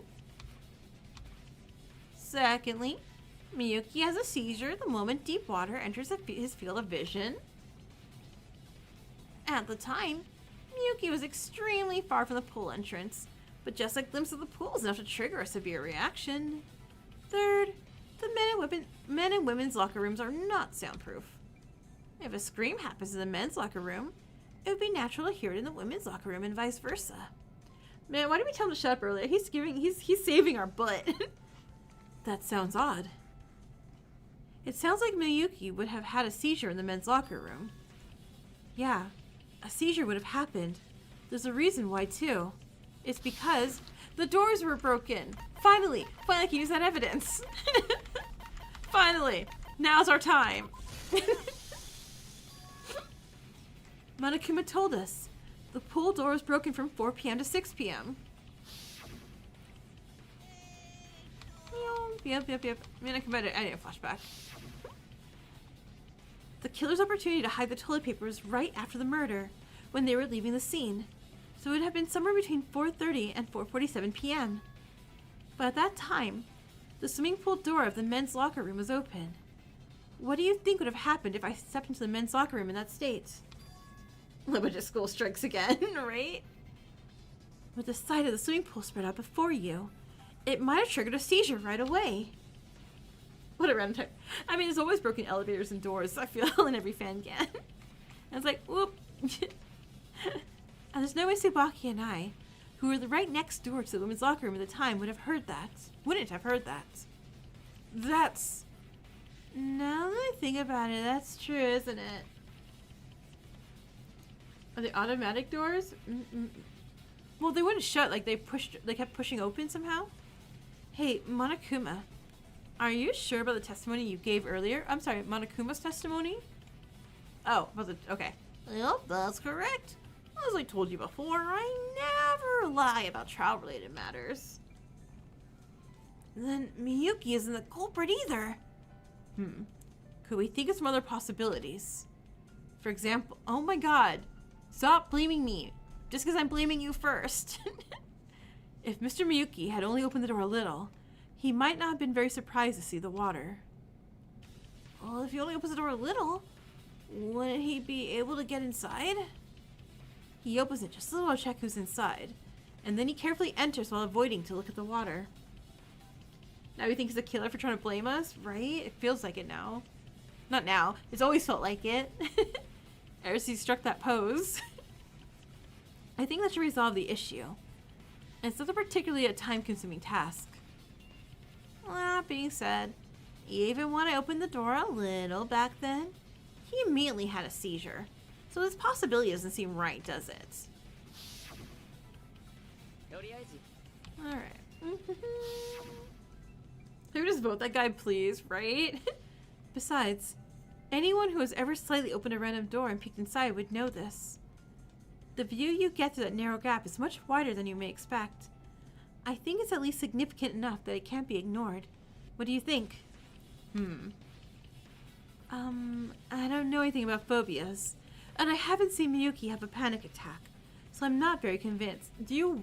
Well, Monokuma, can you go bring, like, a gallon of water, please, I guess? I don't know. And what really bothers me is that the person who saw it up close was none other than Chitanda. Well, me again. If it were true, wouldn't it seem quite difficult to see Miyuki as the culprit? To be honest, I am concerned about the fact that it's Chitanda's... What? No! What's happening here? Alright, everyone, we're taking a field trip to the pool. I'm gonna have another seizure. It's fine. Still, I want to believe that testimony. At least it's better than bad-mouthing Miyuki. I guess this is alright. No, it's not about criticizing or defending. It's about the focus. The question of who the actual culprit is won't fundamentally be solved. Still, I can understand that feeling. It's easier to trust someone than to blame someone. But if Miyuki isn't the culprit, then the number of suspects goes back to 0, right? Then who on earth is the culprit? Another dead end? Didn't I just tell you? The culprit set up a trap. We fell for it twice already. You don't know any commands? I mean, if you look directly below me, There's commands.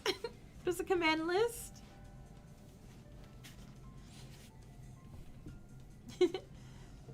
It's not all of them, but it's a good chunk of the popular ones.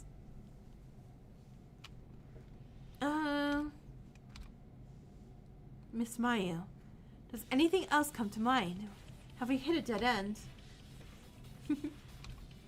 First, Shatanda, you definitely testified correctly, right? You're not lying again, are you? You're wrong, so wrong. Your deduction went off track and you went on tacking an innocent person to this. Are you trying to twist things around? You're the one who created this unbelievable situation with your deceit. You must understand that it's not so strange about me suspecting you, right? That doesn't change the fact that Miyuki's not the culprit. I repeat, if Miyuki had actually tried to go into the locker room, he wouldn't have missed seeing the pool. And there's no way he wouldn't have a seizure either. Well, looks like you're feeling pretty confused now that your competent deductions turned out to be wrong, huh? Man, remember last week when I was like, wow, we're almost at the end. I guess I'll just stop, though. Game's like, haha, you thought. Another mistake. Wait, the setup feels like deja vu. Or is it just me? What do you mean? You mean that time? During the previous trial, while discussing how the cloth could have been taken to the scene, she overlooked the bag that the blind girl was carrying and apologized for it. Martha, hey, you can spit bars. Heck yeah. Yeah, that's exactly it. Failing to notice the cello case was right there in plain sight, and thus missing the obvious. Oh, he actually. Okay. What if Rintaro is hanging the toilet, and what if he's hiding the toilet paper underneath his bowl cut? He really has a normal, actual haircut, but he just wrapped toilet paper under on his head over and over again and combed his hair over it. The bowl cut's actually the toilet paper. If she just paid a little attention, she would have realized the phobia and not made a false deduction that nearly led to everyone to their deaths. Which one do you think is more sinister? He's done no ego or something. Oops. Now that I think about it, it seems both those things were done by the same person. Don't push it now. I'm getting ridiculous, am I? Where exactly? Miyuki's hydrophobia is something that could be known if I just paid a little attention. Among those who know, including you, there are only 3 of us here.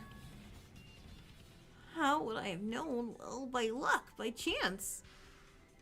Are you seriously understanding why I'm putting up with all of this criticism? Just to stay with this group that Kuzu leads? What? Deduction or reasoning is not like math or 1 + 2 = 3, you idiot. People are not symbols like numbers or letters, but independent entities with will and individuality. Oh wait, if we die, is Satoshi the new protagonist? You must carefully observe and remember every detail, storing the information away before you can even begin to deduce anything. For such a reason, you didn't want to be separated from us? Understanding and observing others is fundamental. How can you act all high and mighty about making deductions when you don't even know that much? Are we going with this? I don't know. Because you're so caught up in that ego, you also overlook his phobia, and your vision narrows naturally, causing you to miss other obvious possibilities. Like the evil guy doing the evil pose and the evil laughing. Enough. Mayu did her best, and the investigation has actually made progress. If I hadn't ordered you to keep your mouth shut, we wouldn't have made it this far without her help, would we? Why does it keep defrying Mayu? If the outcome was not good, we have no right to criticize that effort. Because of that effort, we almost got killed, didn't we? Okay, fine. I was just making a fair criticism. You might think that way, but is criticizing Mayu solve anything in the situation? We are looking for the culprit who killed a person, not the one who made a wrong deduction. Do you understand? No, but the fact that she's even trying to deduce things is dangerous. Stop doing that. Go ahead. Try to say something pointless. Try me. I don't think you've forgotten what permission I was asked from everyone since yesterday, have you? I I love the scary face. Oh my god, Rion, it's okay. It wasn't directed at you. What, are you gonna hit me? You've already accepted corporal punishment, haven't you? If you don't listen, I'll have no choice but to use force. Oh, like that. If I get hit by you, it won't just end with a broken bone or two. Because you're scaring people.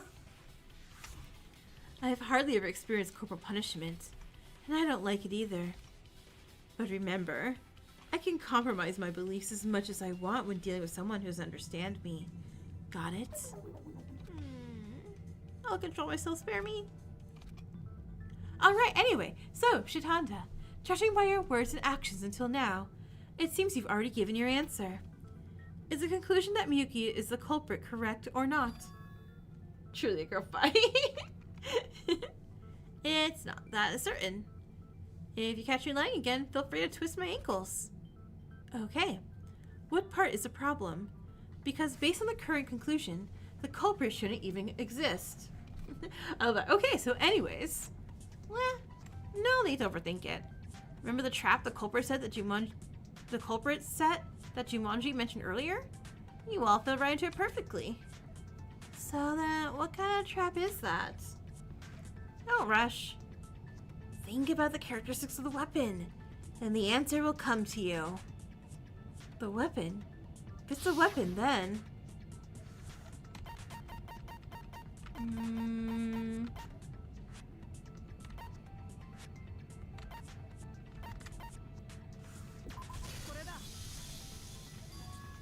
We're going back to the culprit as a four-legged creature again? Yep, we're going right back there. You mean the Hope Peak Academy 59...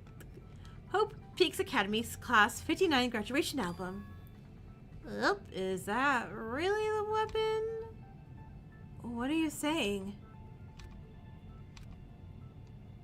Is he suggesting we cast doubt on the murder weapon? That would be like shaking the very foundation of the deduction.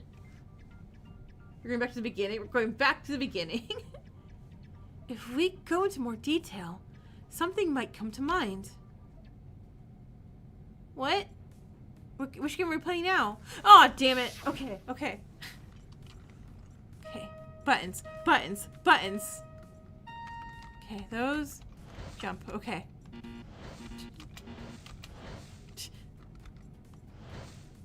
Okay, okay, okay. Yeah. Yeah.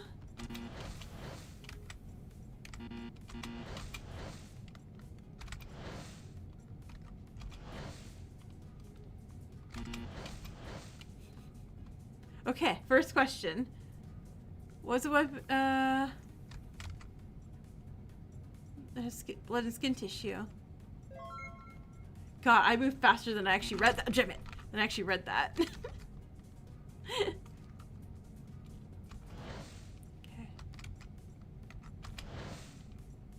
Okay. So, chat, how are you all doing? Are you... Oh, damn it. Okay. So, chat, how are you all doing? You all fine? You all good? Everything's fine. I am concentrating like hell. Okay. Come on. Come on. Get me to the next question. Okay, second question. Also remove a book from the case? It can be removed. Right? Right? Okay. Okay. Doing fine. Good. I'm so glad.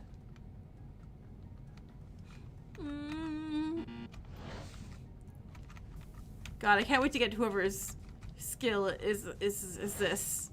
It's like, oh, your little guy auto jumps over the thing that Dex is terrible at jumping over.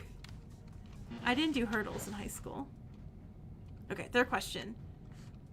So maybe the books look similar to a weapon. Yeah, there are many. Oh, we're saying it wasn't the 58th class's book? It was like a different book? Like the 57th class or something? Oh, thank God. I didn't die.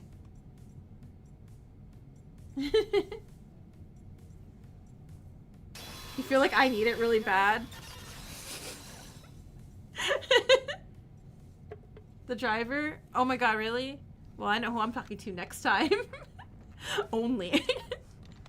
Oh, I can save, finally. Oh, thank god, let me save the game. We have not saved since before we were accused of murder. We lived! So that's how it is.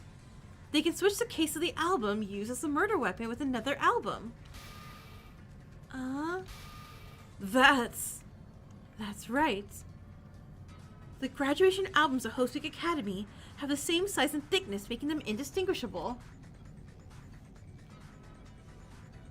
I'm not the only one. That's good. I'm glad I'm not the only one. I haven't really looked at the other albums. Is that true? I saw them too. During the investigation, every one of them looked the same. The only difference is the number written on the book's spine.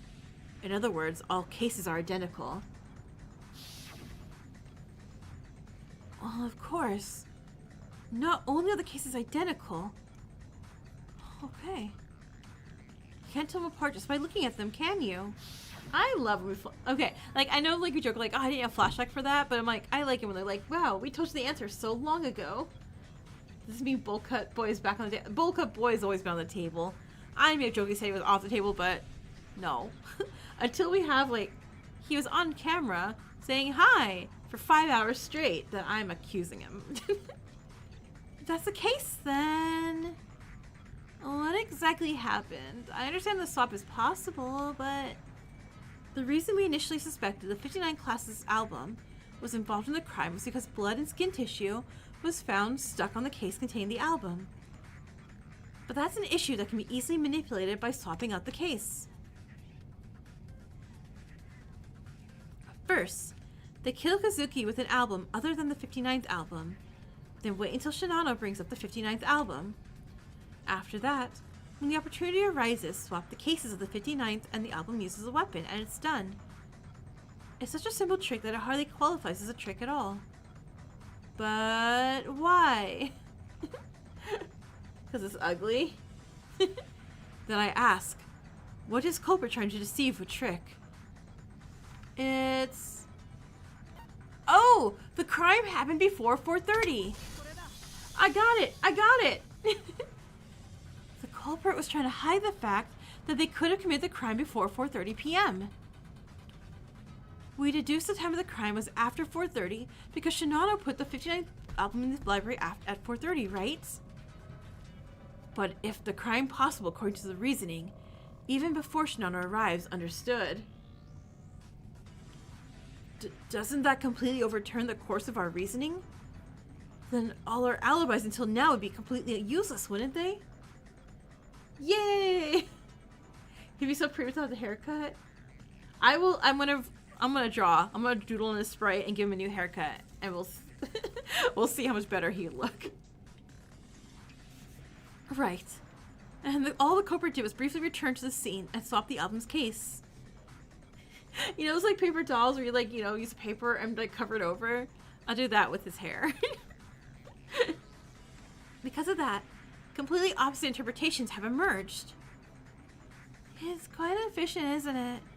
Even such a simple trick can cause a lot of confusion. Make him bald. Done. And a mohawk? Heck yeah. Hey, self-proclaimed leader. Pull out the list of alibis I gave you earlier once more. You know that one scene with Smoogie and V3 with, like, everyone's, like, hairs and cosplay outfits above? Even one small patch of hair? You mean this? Right, here it is. So what happens now is the culprit used a trick to make it seem like the crime occurred after 4:30 p.m. 3 strands, just 3 strands of hair. So that automatically means the crime must have happened before 4:30 p.m., right? But this is important. The logic still holds that the crime occurred while the coward was leaving with the ladder. That's a deduction built without any relation to the weapon, isn't it? Absolutely. There's no doubt about that, right? Ultimately, it is concluded that the crime occurred between 4:18 p.m. and 4:30 p.m. Looking at the alibis back then, engineer and the coward were together, 18 to 45. They're excluded. Hey, call me by their names. If you say it like that, we can't figure out who you're talking about right away. Actually, it makes me easier to figure out who they're talking about right away. A rather intuitive nickname, wouldn't you say? All right, let me tell you. Okay, so Mayo and Mikawa were together. From the 18 mark to the 45-minute mark, they're out. Tsubaki and I were together from 15 to 45. We do not apply either. It was proven by Tadaira and Justin that Sarashina was at the dining hall from 15 to 50. Tadaira and Justin, it goes without saying why they don't need to be mentioned. Look at the whole chat talking about his hair. Is that the end? What happens to the remaining suspects then? Kana, Shitanda, Shinano, Jumonji, Tomoe, Miyuki. 6 people in total. Why am I being included again like this? But anyway, I say women aren't capable of committing the crime, right? Can't we just exclude them? Isn't that an outdated argument? Estimated time of crime has changed. Even if the estimated time of crime has changed, the fact that there was nowhere to hide the tissue remains the same. Because Mayo and Mikawa were in the warehouse from the 18th to the 45-minute mark, and Tsubaki and I were in the women's locker room from the 15 to 45-minute mark. In other words, the only place to hide the toilet paper is in the men's locker room, so the logic that a man is the culprit remains intact. So I should be excluded too. If the logic holds, then the logic that I'm not the culprit will also remain intact. Yeah. Then the ones remaining are Shitanda, Shinano, and Tomoe. That makes 3 of them left. And it can't be my boy Shoji. It better not be my boy Shoji. It can't. Oh my.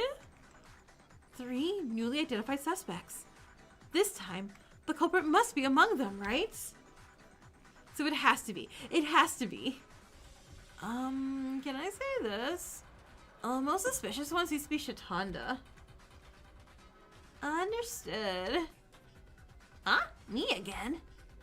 No, honestly, that's true. This isn't nitpicking or prejudice. There's a basis for it. Shitanda was one of the 3 people whose alibi was certain from the beginning, along with Justin and Tadaira. But now, isn't he one of the final suspects? If we're talking about someone who benefited from a trick, it's obviously Shitanda. Tomoe's execution is gonna be bald. What's that? What's more? Back then, all of a sudden, they even tried to deceive us and... Well, okay, I can't deny this. When I hear it like this, it does seem objectively suspicious. But don't forget, Shinano, you're also one of the suspects. It's not me. If we're calling who's a culprit, it's definitely this guy, of course. They always manage to ruin the mood, and their deductions always lead us in the wrong direction. If they're not the culprit, then who is? I mean, how about the one guy we're not pointing fingers at right now? Yeah, honestly, I wouldn't mind if this guy ended up dead on this occasion. Whoa, critical hit, super effective. Especially Jumonji, it really hurts to hear those words from you. Now. The deductions are still underway. Instead of indiscriminate... What if that's not his fancy scarf? What if that's just toilet paper? The deductions are still underway. Instead of indiscriminately casting blame, perhaps you could all lower your voices. But Tomoe, you're also one of the suspects.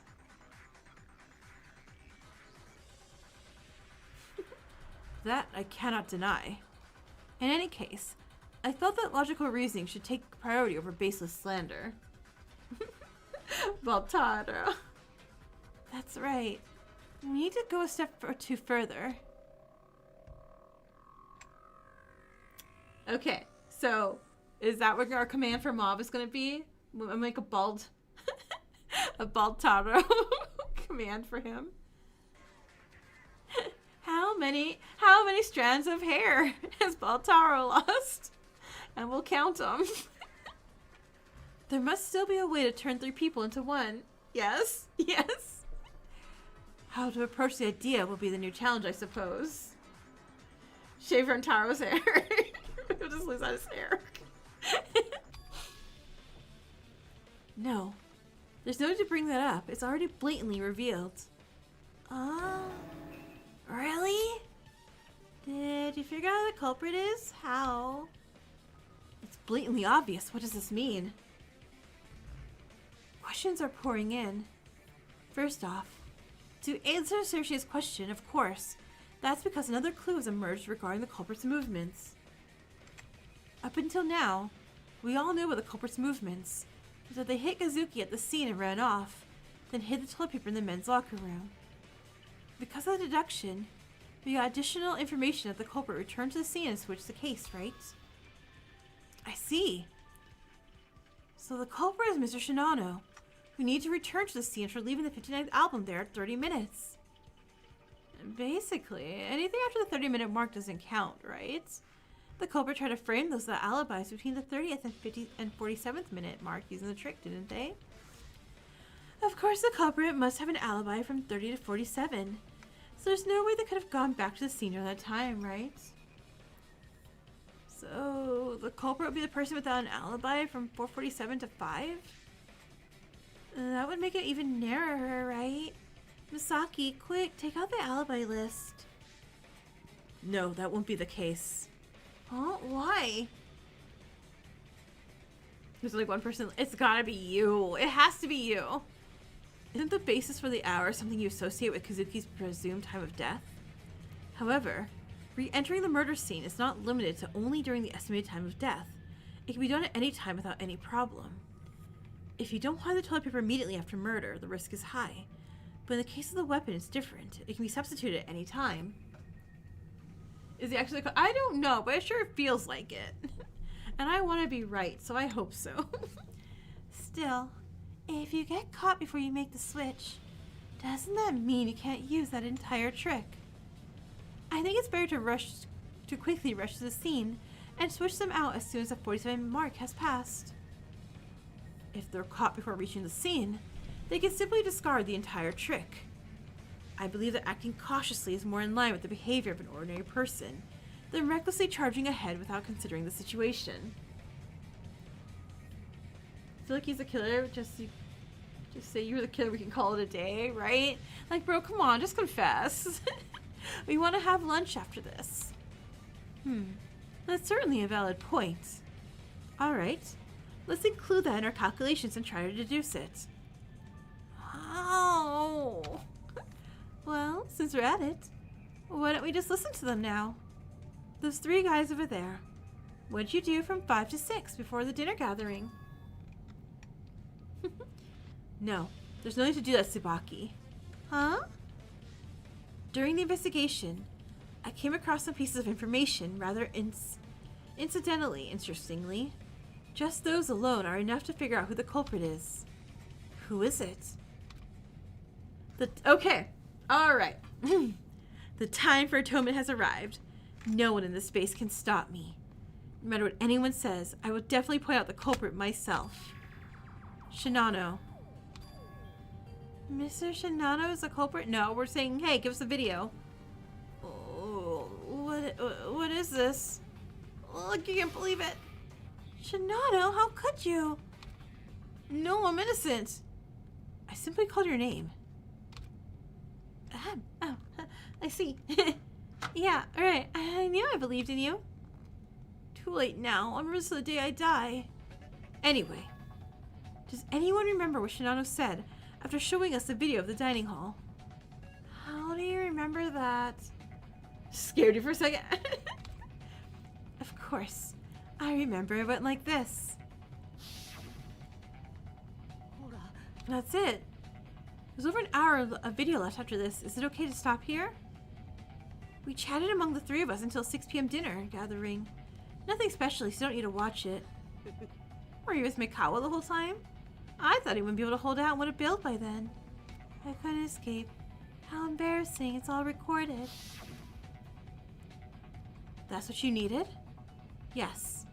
I didn't remember very clearly, so thank you for clarifying. That's amazing, seriously. Yeah, that's right. Hearing that brings it all back. Shinano said he stayed at the diner with Kana and Mikawa until 6 p.m. After the group gathered at the diner for the evening, everyone acted together. There wouldn't have been a chance to visit the scene and switch the case. Right, Kana, Mikawa, everyone remembers then, right? Yeah, of course. If we hadn't chatted, we would have been in big trouble. You're definitely on the suspect list. And the remaining people. Next is a part where Shitanda testified to his alibi, stating he was tagging along with Justin into Dyer. Oh my god! Oh my god! I feel I'm right. I got one right. I'm so happy. Jumonji, do you remember this too? Not a problem. Oh, please don't die. You're very good at this. Alright. He is like a leech and never let go for a single moment. Likes critical hits. That's stalking. Don't do that. I mean, apparently do that. It was like that. I might be right. Unless another killer from the sky just falls in. No need to explain, right? Chitanda, just like Shinano, didn't deviate from the path until 6 p.m. remained near to Dyer and Justin. Would have been a chance for a switch. Affirmative. Always in sight. Tomoe. I don't even need Wormothy for this. I'm excited. Tomoe. Then you should have struck with that anime villain pose. Oh, is this the part where everyone was telling me that there is a heads up trigger warning? Right? So just heads up. I don't know what it is though, but yeah, yes. Okay. I don't know what Tomoe's gonna do, but he may be something bad. The moment the denominator decreases from 2 to 1. Oh, no, just the execution? Oh, okay. All veils are stripped away, and in this moment, only one person remains within my sight. For the sake of this moment, I have barely held on to my heart, which feels like it's about to burst, all for this very moment.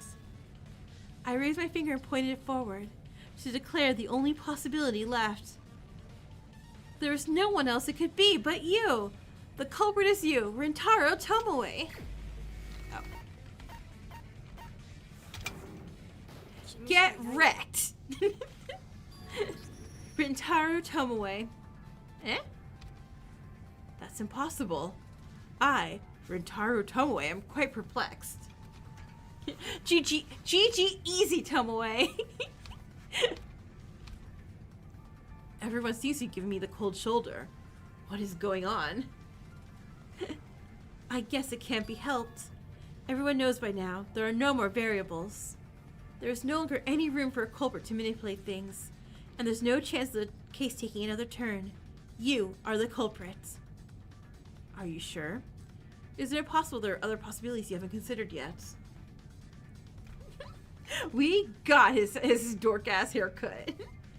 You, of all people, Mr. Miyuki, would know better than anyone, having once been labeled the culprit yourself, wouldn't you?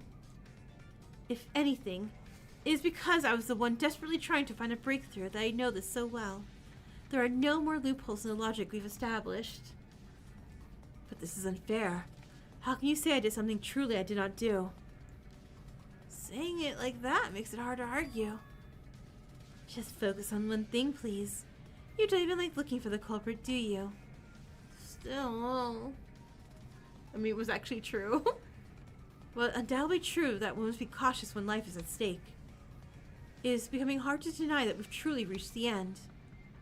No, but can we really decide things like that? Are you sure there's some other trick we're not expecting? I think we need to look into this a bit more thoroughly. Isn't there someone among us who already thought of the idea of switching the case right away? And Taro said, nuh-uh, and Shoshi's like, you're right, nuh-uh. Spoilers, it's you. We need to thoroughly examine whether the culprit has secretly tampered with anything else, or something we overlooked. That's right. Just as there have been 2 previous instances, couldn't new possibilities arise again? No. The verification on that has already been completed. Since we're at it, should I say it? Yes, I would appreciate it if you would. Think about it logically. How could the culprit know that the kid with the camera was going to bring the weapon to the library at 4:30, then use that to set up the trick. Wow, that's definitely true, isn't it? If Shinano didn't know they were bringing the weapon, it wouldn't have even crossed their mind as a trick, would it? I'm gonna get a prize. I'm gonna get a prize. I'm gonna get a prize. And not die, which is the important thing, but prize. The kid with the camera isn't the type to go around bragging about it.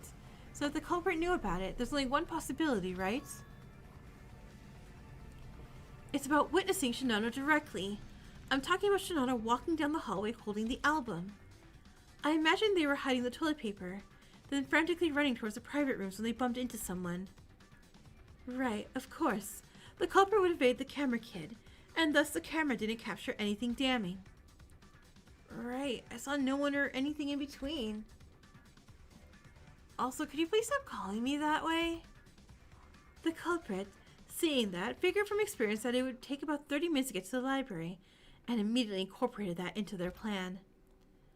The misfortune of almost being discovered after running into Mr. Shinano became the starting point at the 30-minute mark for yet another trick. That's what's so frightening. Camera Kid's a cute nickname, right? But wouldn't that make the trick a little flimsy? There's no guarantee I was here to the library with the book. I could have stopped by the bathroom on the way. We'll go over that later. What's up with you all of a sudden? So, how does that connect to me being the culprit in any other way? Let's go back to the story about encountering the camera kid. At the time, the culprit must have seen the album the camera kid was carrying. It just occurred to me, if you swap that with the camera you had, you'll have an alibi. With the weapon you had. So, what would the culprit do as soon as possible? That's probably... Oh, whoops. Was need to establish an alibi. Oops. Meet someone as soon as possible. If they swap the album Shinano left behind, wouldn't that flip the estimated time of crime from before 4:30 to after? As the culprit, you need to meet someone before it's too late, so you can establish an alibi and finally benefit from the trick. He mentioned he had the album? That's exactly it. Well then, let's take a look at your alibi, you lanky, good-for-nothing bastard. Dang, get him! Here, according to the list. Tomoe's alibi is... went to the store 30 minutes, conversation with Shitanda until 53, conducted investigation, returned to private room. That's what you said. Erica big mad. Good. Starting just 30 minutes in, the fact that they coincidentally met someone who was already there is very similar to the suspect's motives, isn't it? Even more, considering that Shitanda was already there and that you were the one who visited. It sounds like he was looking around to meet someone else, as if to create an alibi. So you're saying that he happened to meet Mr. Shitanda, who was there at the time? Well, of course. It's impossible to identify the culprit just based on this. But if you pinpoint a specific person and compare, you get the picture. Your doubts that Shinano raised here are also resolved. For the culprit, the worst case scenario was that you head straight to the library. In other words, you'd arrive there at 4:30. We got time. We got them time to wrap up. We got them. The earlier you put the album into the library, the harder it will be to establish an alibi. Frankly speaking, if they can't find a decent person within 30 minutes, they'll just throw all the tricks they come up with down the drain. So as a culprit, he would have felt relieved he had an alibi for at least 30 minutes. I kind of understand, but no. Simply put, the culprit's biggest concern was the possibility that Shinano would arrive at 4:30 p.m. It seems like you're saying that it would have been a big problem if he arrived at the library even later. Am I understanding that correctly? As expected. Tomoe, it's you. We know it's you. Come on. It is excessive to accuse me of being the culprit, based solely on that. Isn't that just mere assumption? Who cares? You're the culprit. There's no evidence whatsoever that Mr. Shinano and the culprit even met, is there? You say that after seeing the recent arguments? The moment that the culprit saw Shinano was not considered an established fact. You wouldn't be good at class trials either. And there's a continuation of that. How did the culprit know that the album Shinano was carrying was the 59th generation album? The case doesn't have any numbers written on it, and at best, they would only be written on the spine of the book. You've been having anxiety attack the whole time? Your short-term memory would probably make you cooked. Really? It can't just be a coincidence. Isn't it just something they picked up from the book cart and put it there? Usually when you return a book, you just put it in the book cart. Isn't that an uncertain method? Although the crime may have been impulsive, the perpetrator's actions afterward were highly calculated. You wouldn't take a gamble like going back to the scene unless you had a near certain guarantee that the trick would work. Oh, I think I know. What? You remember I showed you that video as evidence, right? You're not cooking an actual trial. I accidentally brought the 59. Okay, so Shinano just kept saying 59, 59, 59 all the way to the library. Can you remember Among Us player colors? It was blue who did it, right? Or was it green in the vent? I don't remember. The culprit listened to this and deduced that the album was the 59th, right? Is that really all there is to it? Shows you genius. Even the school building was wide and sounds could be heard far away. If someone was not in close proximity to Shinano, it would have been impossible to know the detailed circumstances. Shows you saved us all. In other words, the culprit was likely near Shinano when he was walking to return books to the library. Was I being watched back then? Sir, I think you may have done this. That's ridiculous. What do others think? Is there anyone who has noticed the reason why I'm not the culprit? Or the possibility of a new deception? No. Miss Mayu, do you have anything at all? Anything that would help? Oh, we got him. Ugh, how pathetic. Since you don't understand, you're clinging to others. Well, I wouldn't go so far as to say it's pathetic. Pathetic was killing Rika, you asshole. Even I felt almost exactly the same way before I miraculously remembered my fear of water.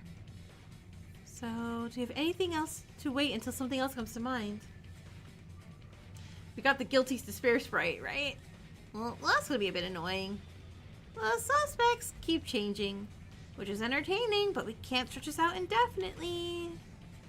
There was no need for that in the first place, was there? That guy is definitively the culprit. It's Tomo over. Mr. Shitanda, if that's the case, who was the culprit you initially suspected? Was it Mr. Tomoe or... Why are you looking at me like that? Oh, no, well... Alright, I'll tell you straight. The culprit I suspect is Tomoe. It's game over for sure. Shows you're so good at please. So that's the case. That's not... Oh, did I say too much? That felt like a knockout blow. We did all the work. And so she says like, oh, totes. And we're like, yeah, Satoshi, you're right. In that case, what if we do it like this? No! Oh my god, Tomoe. I'm gonna become a blackened because I'm gonna just murder you to get this over with. Actually, there was one mistake in my testimony. After meeting Mr. Shitanda at 4:30, Mr. Shitanda was away from his place for about 8 minutes. Ugh. It was under the pretense of going to the restroom. What do you mean? What are you talking about? I might have overlooked it because 8 minutes seems like such a short time. But isn't 8 minutes exactly enough time to go up to the library and commit the murder? I don't even care at this point. So the suspect is no longer just me. Matters how? Culprit without alibi. Necessary from 30 minutes onward.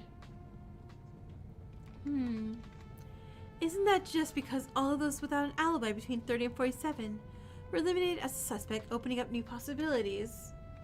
Sir, you got caught red-handed. Based on Tomoe's current testimony, the alibis of both Shitanda and Tomoe have become less reliable, so there's no guarantee that the switching trick definitively took place.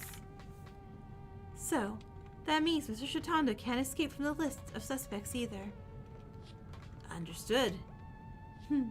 It's okay. If you happen to have any more things you don't understand, please let me know.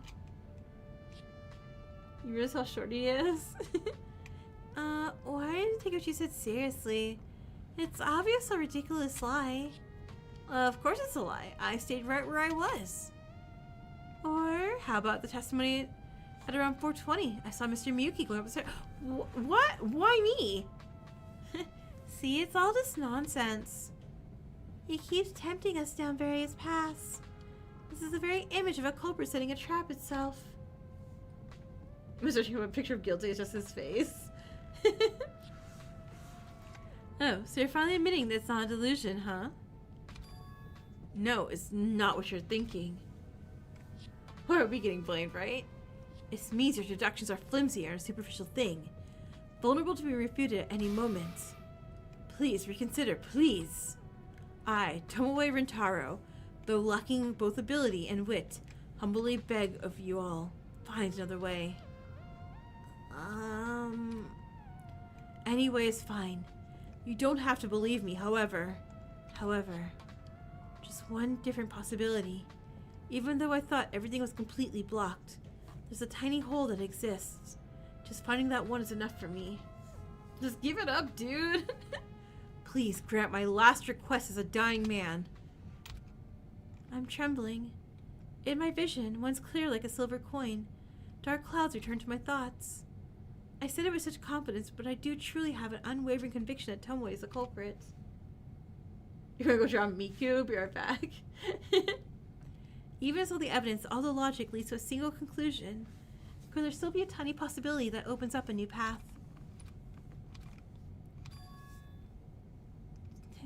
Thinking too much? Why is that? It's a good habit to reconsider. Yeah, just let it go. All I need is the determination to break through the situation. If we can't come to a conclusion, all the deductions we've made until now are meaningless. No, Tomoe, you are the culprit. Oh? In the end, is that what your conclusion is? After all this, isn't what you really want is just to push me? Are you perhaps so tired of this ongoing mystery that you just want to quickly pick someone as the culprit and restore peace? No, it's just you totally did it, bruh. I, Rintaro Tomoe, cannot allow that. For your sake, for my sake, I cannot yield here. Bro, it's been 2 days, bro. If you don't acknowledge me, I will struggle until the very end. Because you're wrong. To assert something so strongly without definitive proof, it'll be hard to convince anyone. Let me just show the piece of toilet paper. You read his Balatro. Even if I'm not as sharp as Mr. Shitanda or Miss Ego, or even Mr. Miyuki, if I'm not particularly capable, I only hope that you know my intentions for you have always been sincere. I will deny everything. Please follow along closely. If I can present definitive evidence, I have it. Oh my god. Just let me present it. Let me present the evidence. Please. Please. Piece of paper. Cool. That's it. Let's go. Probably thinking like this. Oh god, according to your logic, aren't you? You're thinking you're a step away, aren't you? No, that's not it. You don't even know how the killer obtained the weapon, do you? You don't know the exact moves of the killer or the timeline of the crime. No evidence of the swap trick we carried out. No, that's wrong. I got my dang evidence. Okay,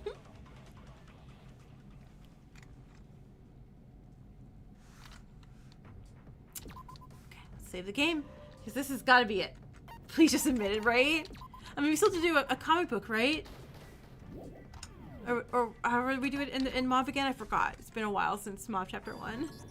No, there's evidence. You saw it too, didn't you? Scrap, scrap, scrap. Excuse me, what are you talking about? Besides Tsubaki and Mikawa, you've seen the evidence too. Mikawa and me too? What? With this many people, surely not. Uh-huh. I talked to you in the middle of the fingerprint analysis, right? And then I found this. When I immediately accused you of being the killer. Then, I took out the evidence I had put in my pocket back then and showed it to everyone. What is that? It seems like a rather small object. I can't see it very well, though. I can see. Small paper. Precise. To be precise, it's a small piece of toilet paper. You wonder how Ukiya feels about having a killer next to him back to back? Oh god. He's gonna be like, I'm gonna go hide over somewhere else now. This is something I found on the desk where I, along with the fingerprint team, were working. Just looking at it, it's trash. Right, is this evidence? Of course. It's essentially trash, but there's something peculiar about this scrap of paper. It wasn't there at first. What do you mean by that? That thing for back, I remember. It definitely wasn't there until he started talking to us. It suddenly appeared while we were talking, right? You mean it happened during the conversation? Right, that's exactly it. Isn't it obviously strange? Oh, is that really important? I thought this was some trash one of us dropped. I thought the same at first. That a piece of toilet paper stuck to someone's clothes had suddenly fallen off. But is there really a chance that a piece of this size would get stuck to our clothes? It wasn't even wet or anything. I'm still not quite sure what you're trying to say. Think about it. When I spoke to you guys, you weren't really doing anything noteworthy, yet this piece of paper appeared. In other words, this piece of paper was very loosely fixed somewhere. And yet, why did it happen? Why did it have to happen right when I spoke to you? It should have happened earlier. That would have been normal. While they were watching, something special happened, didn't it? I don't know what it was, though. Something special? Miyuki came over, collected fingerprints from the book. What did you do before collecting the fingerprints? We took the book out the case first. That's it. The scrap of paper fell out when we pulled the book out the case.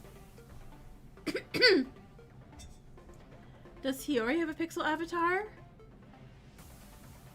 Oh, no. Okay, yeah. I gotta get Hiyori, too. Well, if that was the only action that was done, then that's probably the right answer, isn't it? So, what does that have to do with the swap trick? Oh, I think I know. That little piece of paper was wedged between the book and the case, wasn't it? Oh, it was there? Right. All the fingerprints in the case had already been collected by the time we talked. If it had been on the outside, there's no way the three of us wouldn't have noticed.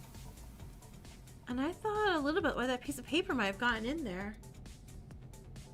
The tea is spilled, the drama's hitting like, oh no. Wouldn't be difficult to assume that Shinano, who was the last to touch the book, put it in.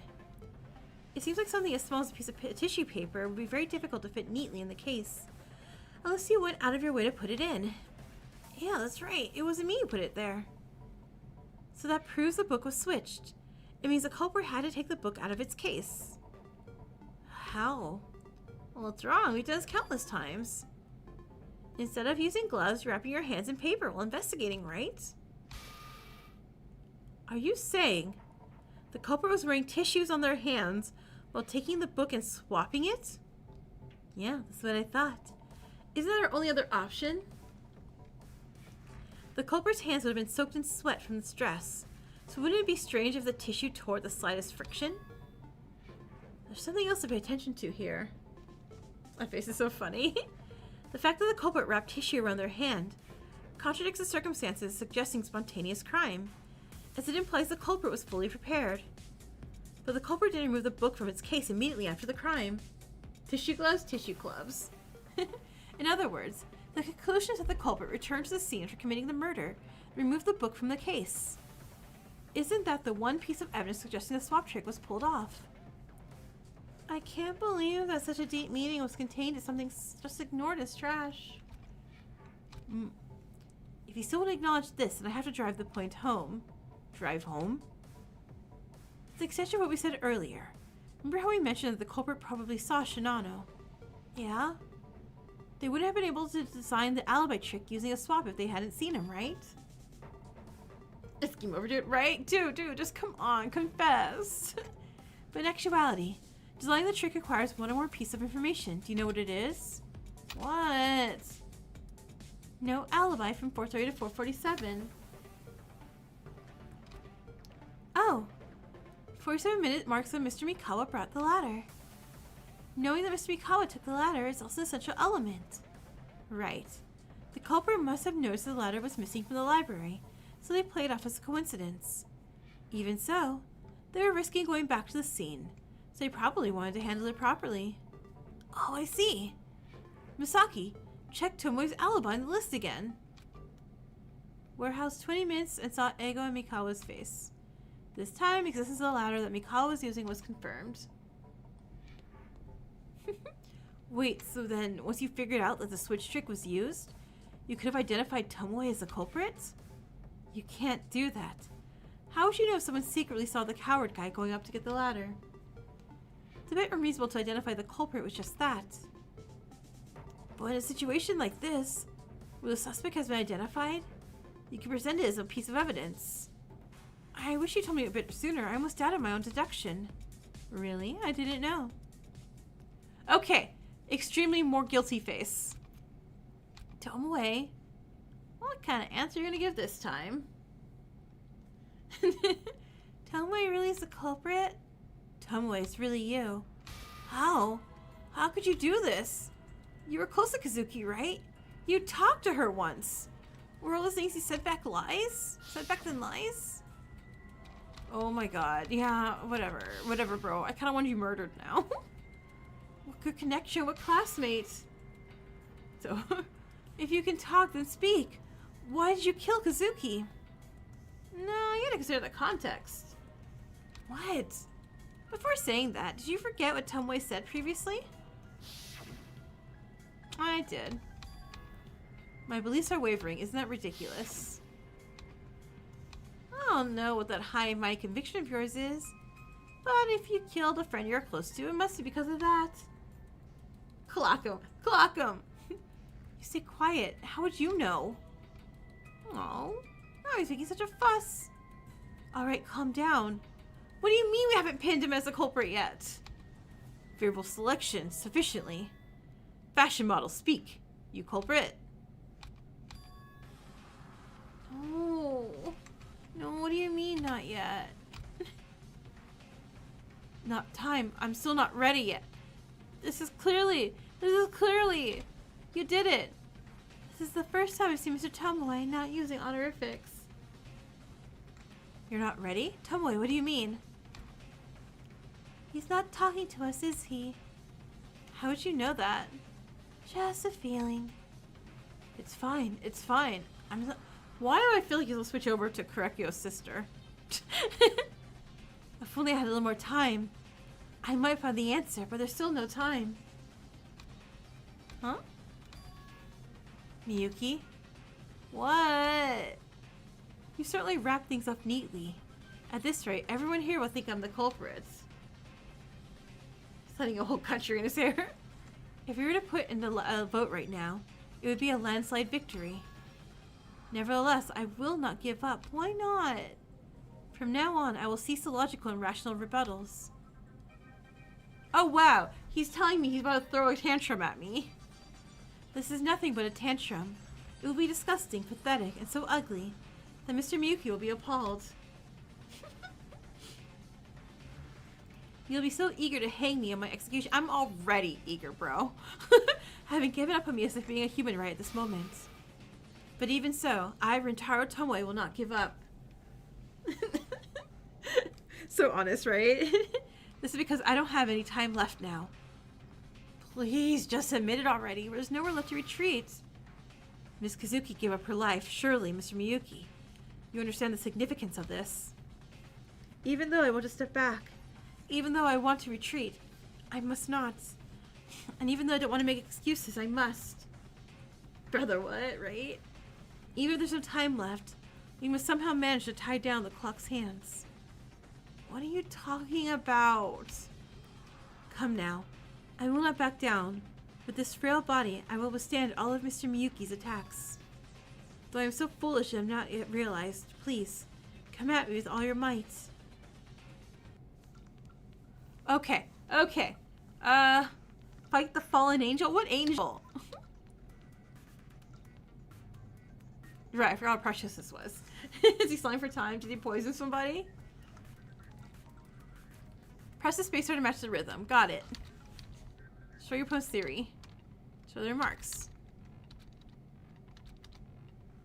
And then we're going to up, right, left, down it for the final clue. Okay, got it. Okay, and there's no game over. Thank God. Get him. I don't even need Wormathy. Let's get him. Sorry, Wormathy. Oh, but look, he looks like Thanatos. I love it. Okay, but anyway. Rhythm games are my beat. I am good at rhythm games. I played DDR and I played Space Channel 5. And I also played the viola. So I have a metronome in my brain for all of eternity. Die, die, die, die, die, die, die, die. Die, die, die, die. Okay, enough of that before YouTube tries to get me for saying die too many times. Heck yeah. Oh crap, this part.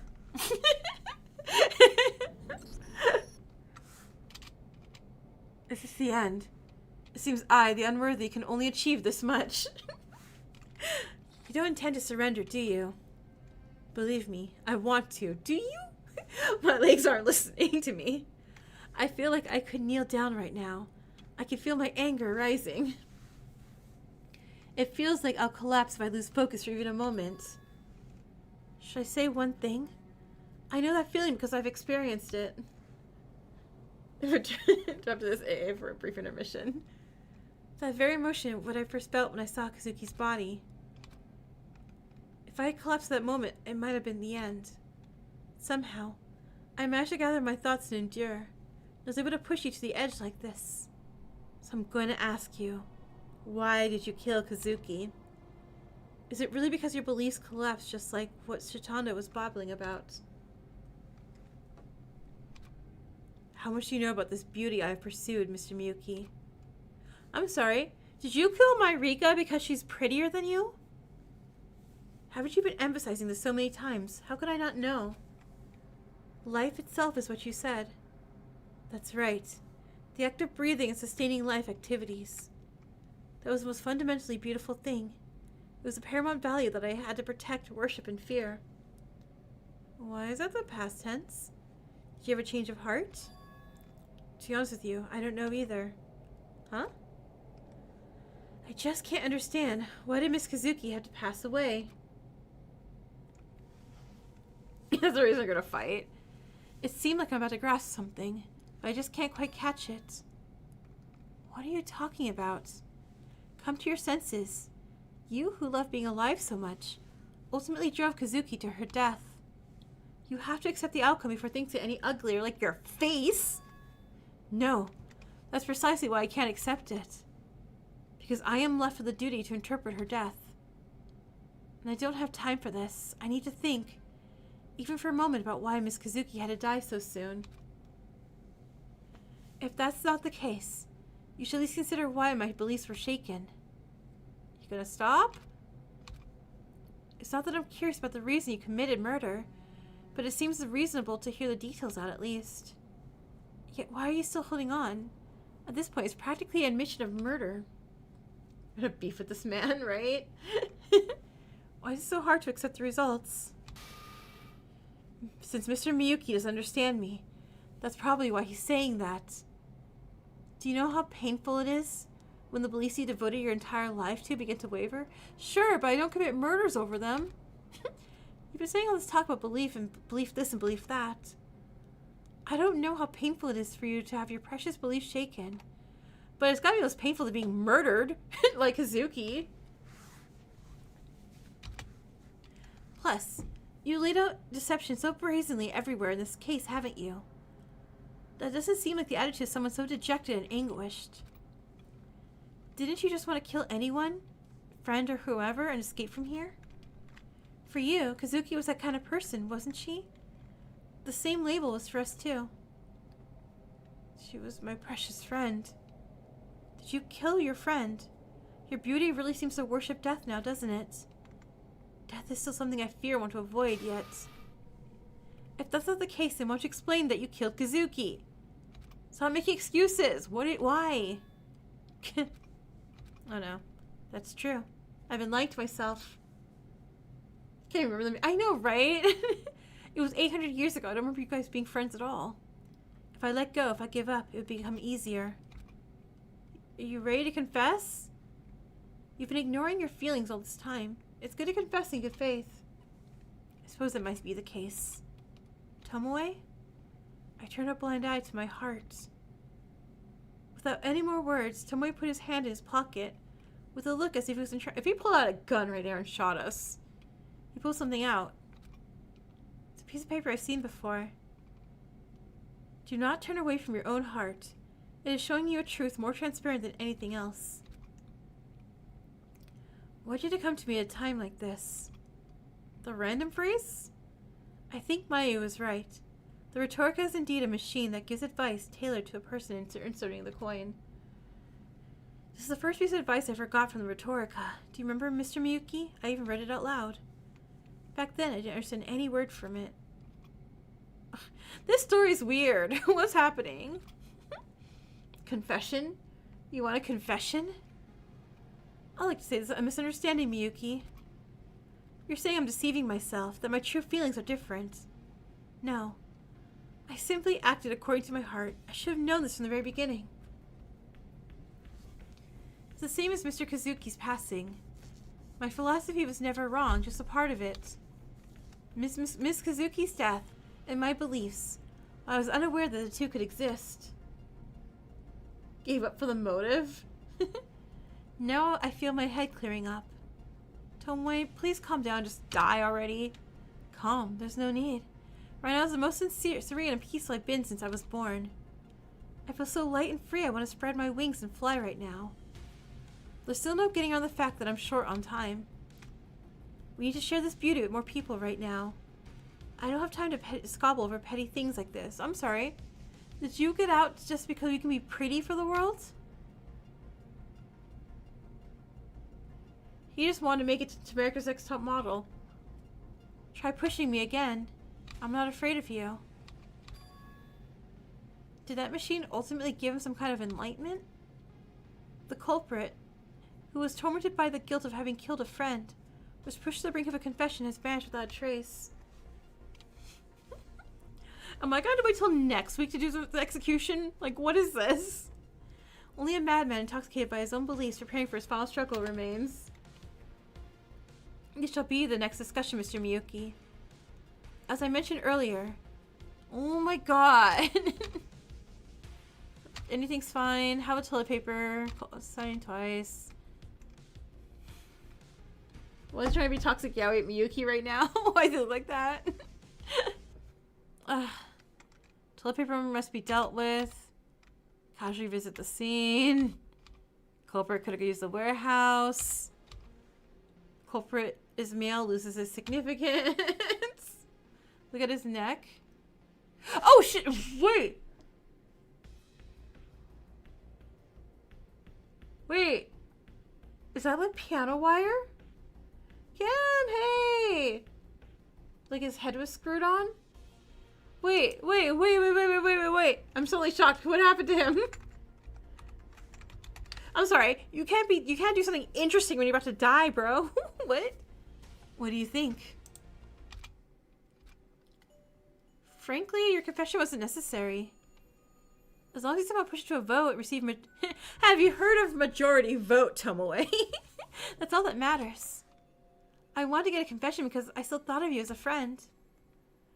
If that's the path you ultimately chosen, if your words mean struggling to find a way out by any means. Put toilet paper, Miyuki, but toilet paper. As someone who must consider you a friend, but now cannot bear to watch your behavior, I'm gonna totally crush you, bro. Logically, of course. Which part am I going back to? Oh my god, what is happening? What is this? I love the outfit, though. Oh, back to I'm really good at these games. Words, lyrics. Bro, we don't need a confession because you gon' die, bro. You gon'. Oops. That bro was I missed. Oops, my bad. My bad. 1, 2, 1, 2, 1, 2, go. Alright, chat. What do we think was the thing on his neck? Did he try to live himself and something went wrong and he lived? Found...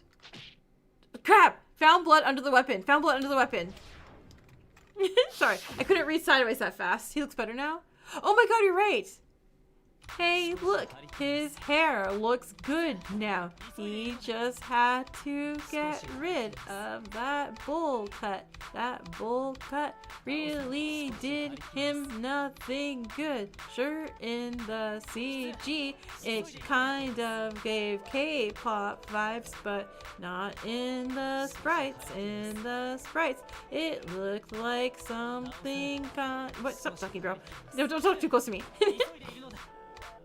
Yeah, so let's go back to the thing, which is found blood under the... Okay.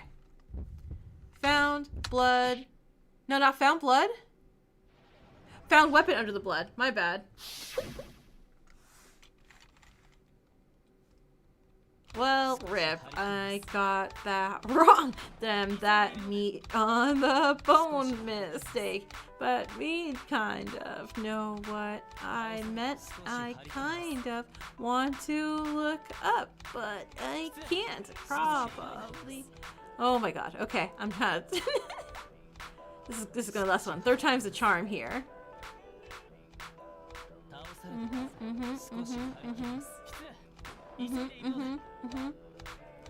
Man, I can't wait to see Nagito again in 2x2. Bro. Okay. Okay. Found weapon. What? Are you serious?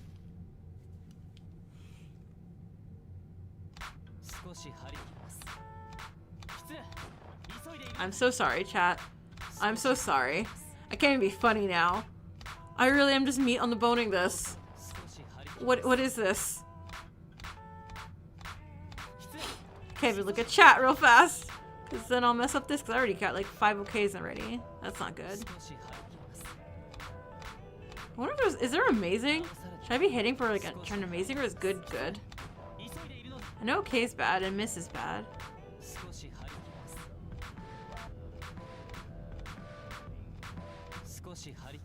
Blood found under the weapon. Thank you. Blood found under the weapon. Thank you. We're in the mines. I'm so sorry. Those sentences can go either way. Oh my god, save the game. Let's kill this. Let's kill this guy, please. I beg of you.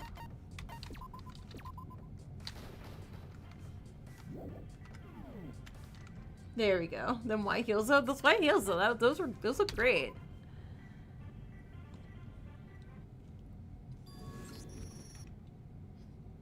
Oh, he did push it back. Oh my god. Wait. This can't be happening. I need to spread this beauty to more people.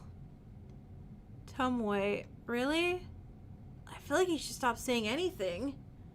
Wait, keep it like that.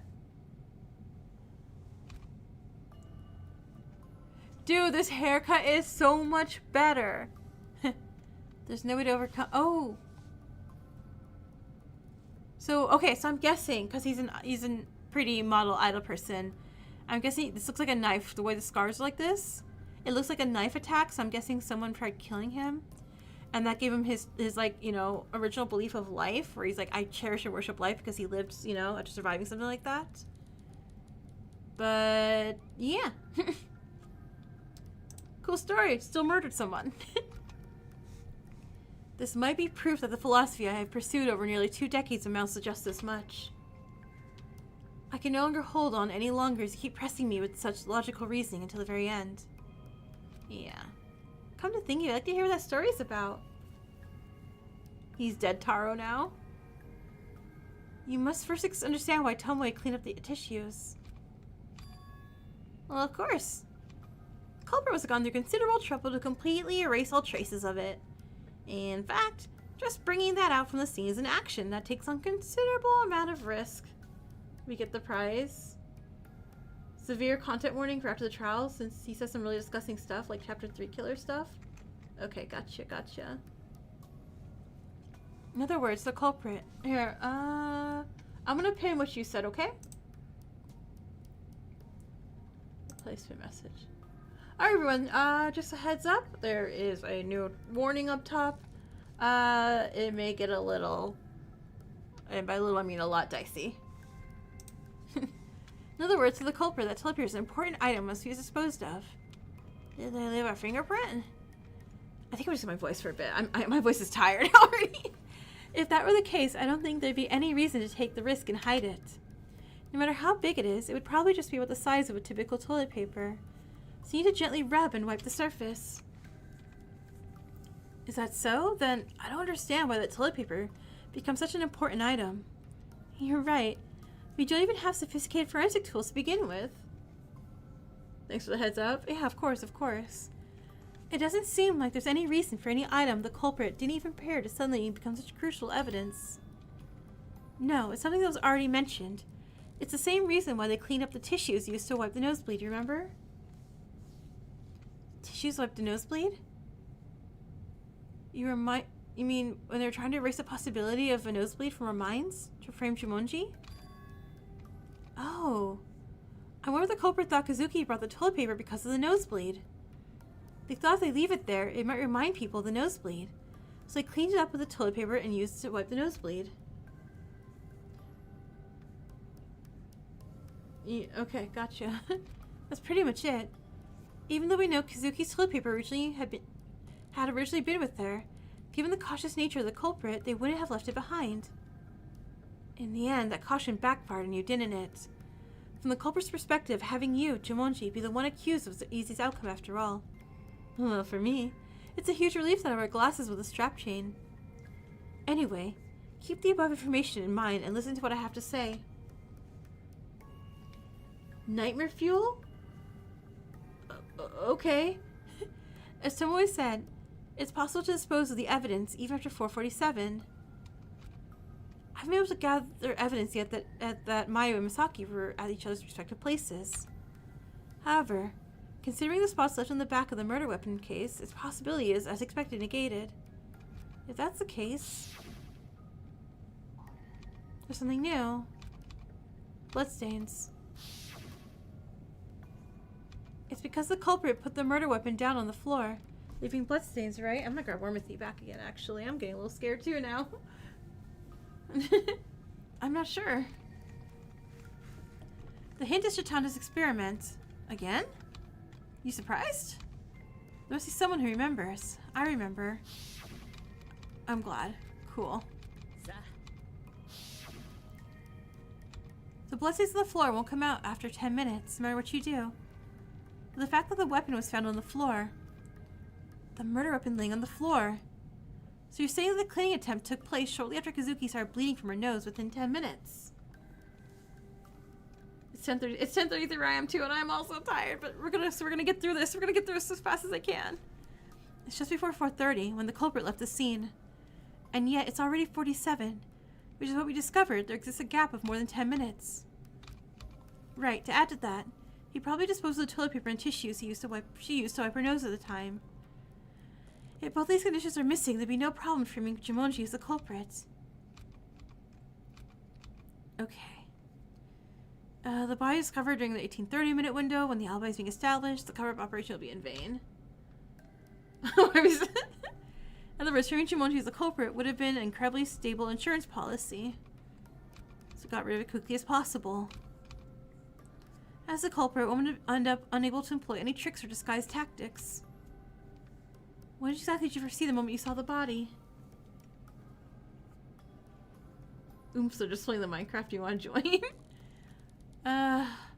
You seriously just need prepared for this and persistently dug into the blood traces just like that. That's terrifying. Who knows? Anyway, you have to accept it gracefully. You're the culprit. That's right. I did it. Oh, thank God. The guilt had completely vanished from Tomoe's expression. It seemed impossible to even find a similar emotion. Are you laughing? So this is the end. What a long and winding road it's been. If it weren't for Mr. Shitanda and Mr. Miyuki, we'd been dead. Why are they leaving out my name? I helped. Guys, can I ask you a favor? Huh. It's not that I want to be— oh, God damn it, we have to recap. That's right. Recap, then confession, then murder. Alright.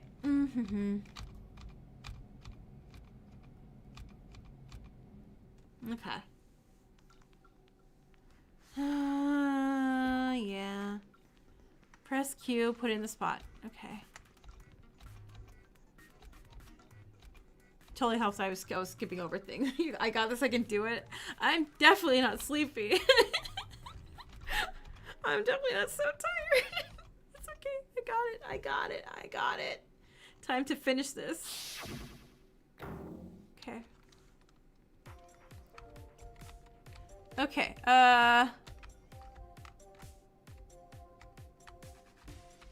What even is this?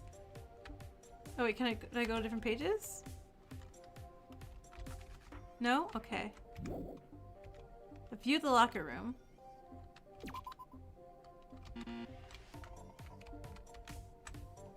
Why not?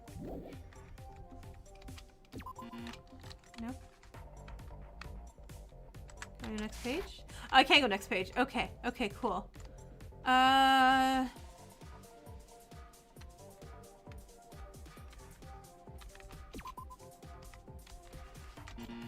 Oh, there you go. Okay. Let's get a book. Yep. Nosebleed.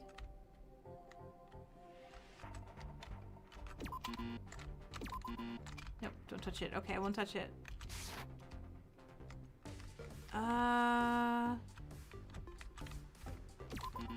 Nope.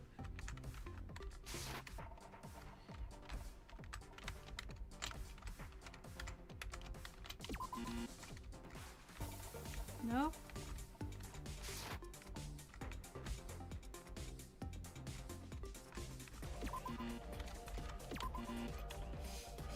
Not using the hints at all, huh? It's really looking like I don't like it's not taking any penalties off of me. Right? What is the hint anyway? Q? No. Open the floor.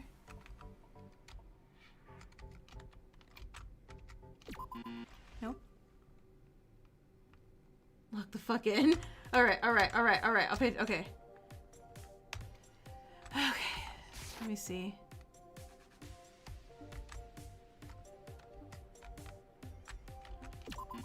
Nope. Nope. Okay, so if I can't...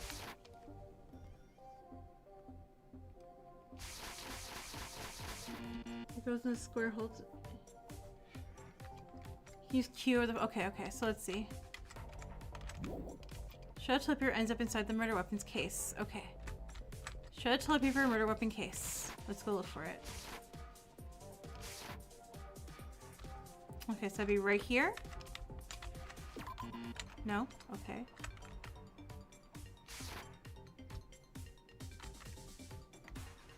No. No. Here?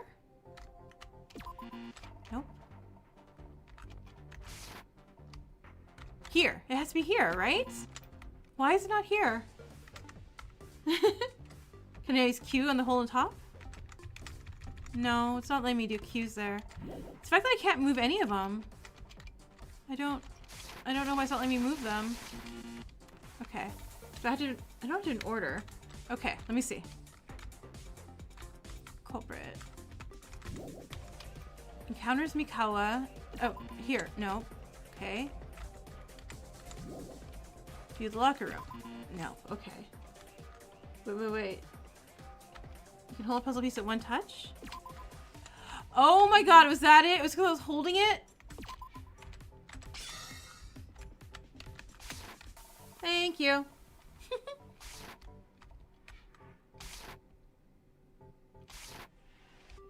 Okay. Okay, so, it's gotta be here. No, okay. Set.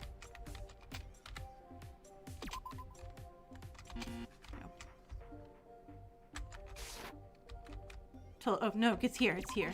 Oops. Okay. Dex got this, huh? Yeah, thank you.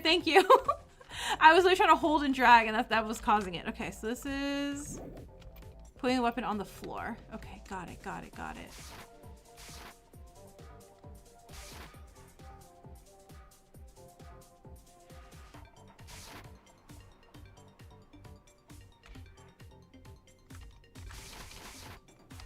And it views the... And this was what again? View the locker room?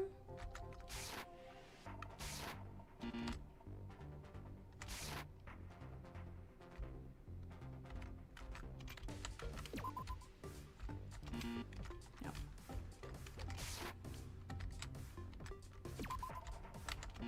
Nope. Okay. I'm just clicking now because, okay. Because I am a wee bit unsure now. Okay. Alive is back here.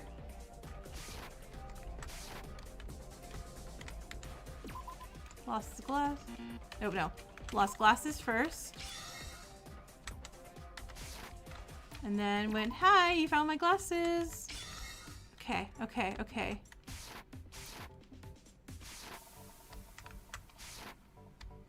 Wrapped up hand. Nope. Saw. Nope. Wrapped up hands then. And we'll go back one. There we go. Okay, look at that. That's it. No more trials for Dex for a while.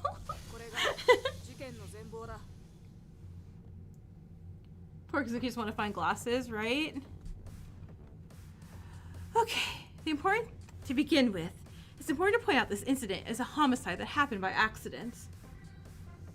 The culprit made no preparations whatsoever, and until arriving at the scene, hadn't even considered that they would become a murderer. Therefore, what the culprit did and where they were before arriving at the scene is purely speculative. However, one thing is certain, the culprit headed to the warehouse at 4:20 p.m. And there, they saw the faces of Mayu and Mikawa. They had the stepladder too. And the culprit, after talking to them, left the scene in a minute. Everything was fine up to this point. I don't know if I did a good job, I just did it. The culprit headed to the library sometime between 4:20 and 4:30, though I'm not exactly sure when. I suspect they asked Mayu and Mikawa about the location of the stepladder, and perhaps after hearing about it, they were curious about it. The culprit who arrived at the library took one of Hope's Peak Academy's graduation albums. Given the circumstances, it most likely that Shinano left the album in the library's desk. It would feel unnatural if it wasn't a murder due to an impulse, and the murder weapon wasn't something easily obtained. Holding the album, the culprit approached Kazuki. The culprit, who wasn't in the habit of frequenting the library, wouldn't have gone there knowing about Kazuki. Kazuki must have made a noise drawing them near. And then the culprit finds Kazuki. Surprisingly, Kazuki was covered in bloodstains, and there were traces of blood splattered all over the floor. As for what happened to Kazuki before that was... bonk. While trying to reach a book on a high shelf without the ladder, she accidentally dropped it and it fell around her face. At the same time as her nosebleed started, her glasses were knocked off and fell on the floor.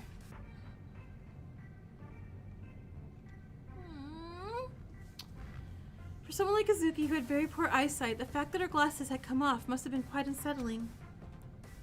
Without even thinking about cleaning up the blood, they probably just created a mess, touching the floor everywhere. Meanwhile, the floor was covered in numerous stains from wiping her own blood with her sleeves.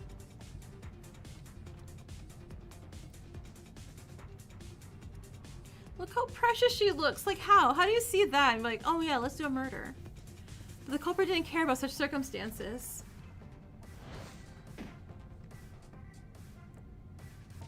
The culprit, as if possessed, raised the album they were holding and began to swing it at Kazuki. Kazuki, not knowing what was happening, got hit in the eye in the first blow, and her posture immediately became unstable. And then the second blow landed on Kazuki's temple. The culprit wasn't in a rational state, so they probably didn't specifically aim for the vital spots. Kazuki's life ended the moment because of that.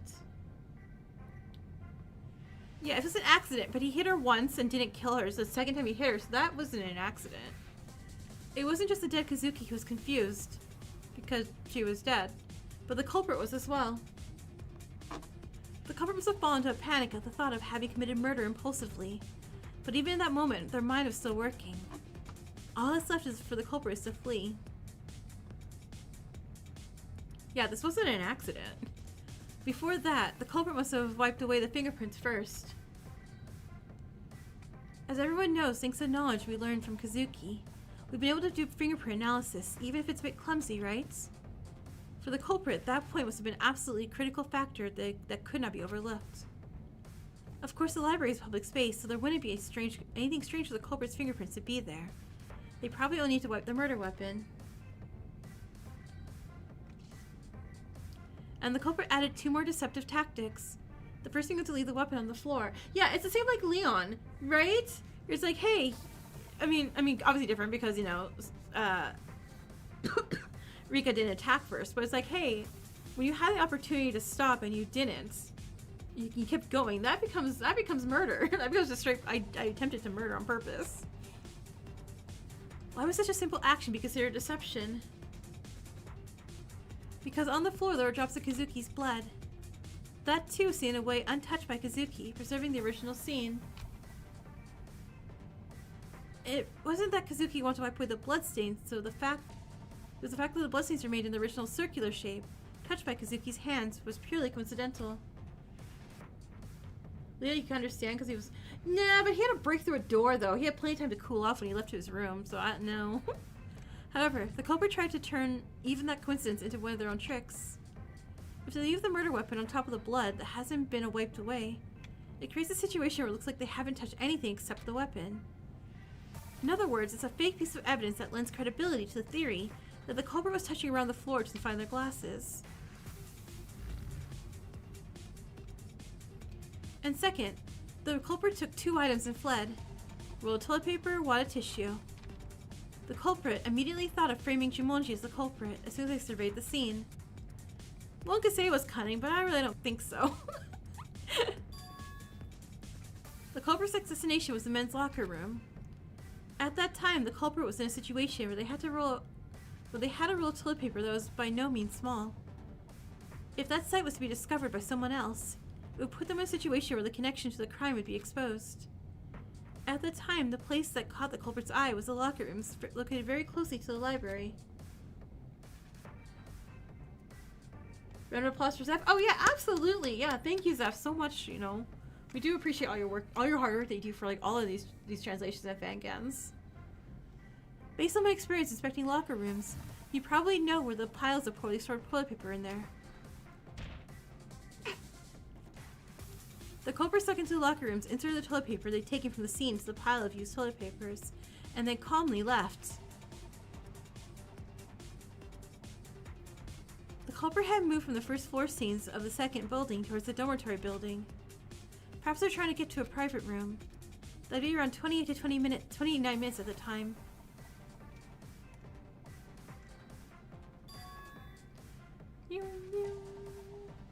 You brought some tea for the drama? Nice, thank you. While on the move, the culprit encountered an unexpected situation. They happened to meet Shinano. Of course, since Shinano did not testify that he had witnessed the culprit at the time, the culprit must have checked on Shinano from a distance and hidden nearby. Surprisingly, the culprit didn't take this lightly either.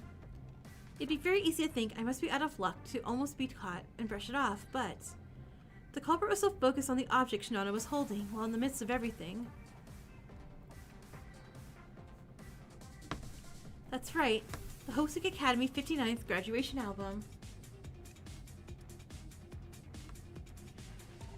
Since it's not written on the case, they probably couldn't see the number 59. As seen in the video, Shinano mentioned the keyword 59 generation while recording, so it wasn't difficult to figure out that the album belonged to the 59 class.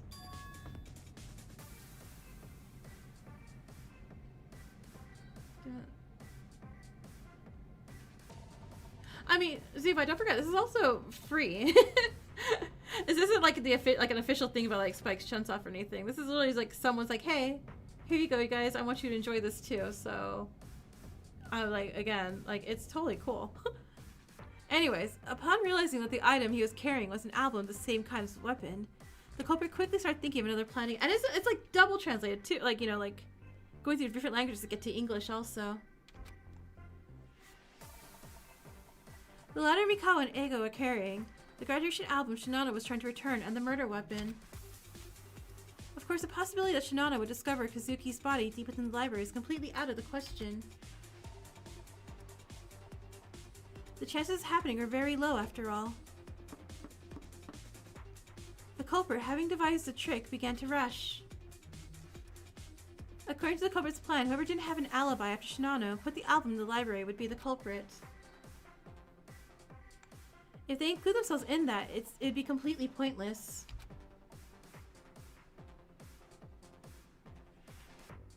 Alright, ZY, we're gonna move on from this, okay? Yeah. I'm just... And perhaps there's those efforts bearing fruit. They were able to find Chitanda at a nearby store.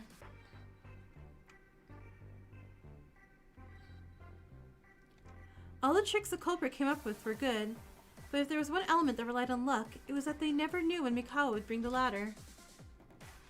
So the culprit held Chitanda captive for a full 23 minutes and tried to secure their alibi. I think they couldn't hold him any longer, and perhaps they thought that was enough. It wasn't until 4:53 p.m. that he left the store, hoping that Mikawa had brought the ladder around. Then, the culprit returned to their private room, and once again they prepared thoroughly and headed to the scene, careful not to be noticed by anyone. I don't know exactly when that was. It would have to be sometime between 4:53 and 6 p.m., so I think they likely headed there as quickly as possible. The thorough preparation was the toilet paper. The job they were going to do on the scene from now on would be very hands-on, so the option of erasing their fingerprints after touching them was quite risky. Because the culprit also knew there was no gloves available in the school to use as a substitute. Instead, they were planning to wrap a good amount of toilet paper around their hands and use it as a substitute for gloves. The culprit moved quickly as soon as they arrived back at the scene. First, they checked if the ladder had returned, and then they secured the 59th album at the cart and approached Kazuki's body. Then they picked up the murder weapon. That did the trick.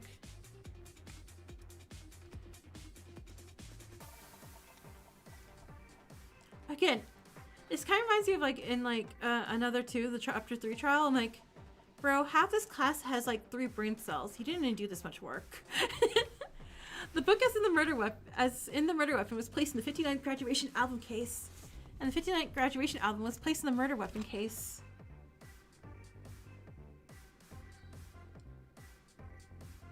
I'm not timing you out because I trust you as a person to if I say stop, you'll stop. This is possible because both were the same type of album contained in completely identical cases. This allowed the culprit to establish an alibi for the murder weapon, enabling them to safely escape suspicion. Of course, as a culprit, they couldn't have known when Mikawa would bring the ladder, so uncertainty remained. This is exactly why I said the culprit would need to head back to the scene as quickly as possible. The faster they are, the narrower the time window during which Mikawa could have brought the ladder, making it increasingly certain their alibi would be secure.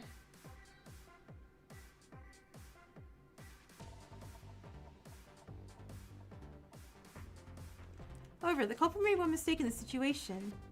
was a torn piece of toilet paper that got caught between the case and the album.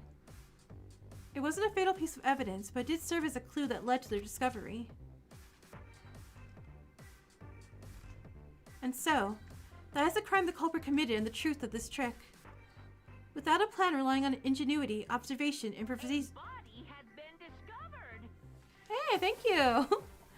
Without a plan relying solely on ingenuity, observation, improvisation, and a bit of luck, the culprit who built these double and triple disguises and waged on psychological warfare. Big reveal, there's a body, who knew? Is you without a doubt, isn't it, Rintaro Tomoe? Stuff keeps crashing, oh no.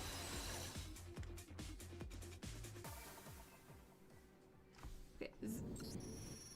Is there anything you can't do? It's as if you read my mind. Everything is perfect from start to finish. I, Tomoe Rintaro, cannot stand against you, Miyuki. I'll give you my applause. You're finally down? Tomoe clapped. Of course, that didn't satisfy me at all. I kinda just want to see this bro get murdered. Funny they're spinning Miku plush to cope? Oh, yeah, give me my terrible score, that's fine. I'm finally done as he clapped. A D! Wow, you sucked. Except I got the right answer. I got a skill. Oh, nice. I got the specific skill of the thing I needed. I can pass those obstacles I couldn't jump over without taking damage during logical dive. Amazing. I'm so happy. Not even a C, just a D. They would have failed me if they had to pass me. Oh, I think we're coming to a conclusion, right? Voting time! Prepared? It's voting time. Best skill in the game for real? Absolutely. I'm so excited for this skill. Bing.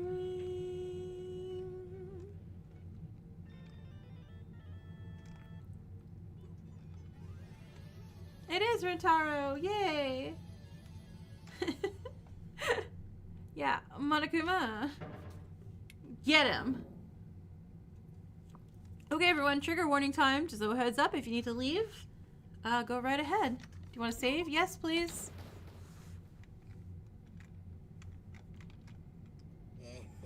Alright, let's announce the results. The ultimate fashion model, Rintaro Tomoe, whom you all voted for as a blackened, is correct.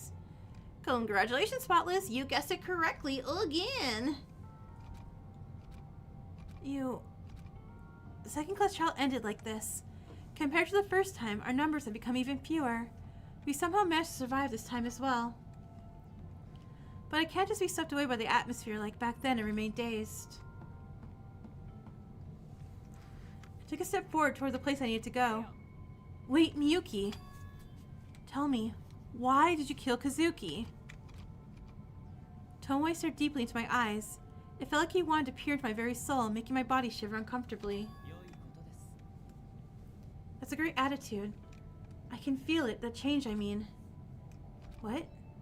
You of all people, Mr. Miyuki, are now so passionately pressing me as proof of a huge change. But do you still not understand about the reason why I killed Miss Kazuki? I thought I already provided enough explanation to Mr. Miyuki. Do you really think just by blabbering on about whatever suits you, the message would get across? How can that be? What about the rest of you? Does anyone here fully understand why I took Kazuki's life? Nah, bro, we don't. Is there a reason to be curious? I have no thoughts aside from, wanting you to die and get out of this place. I'm afraid of you, Mr. Tomoe. Who exactly are you? Wait, I'm sorry, hold on. Hang on, what's happening over here?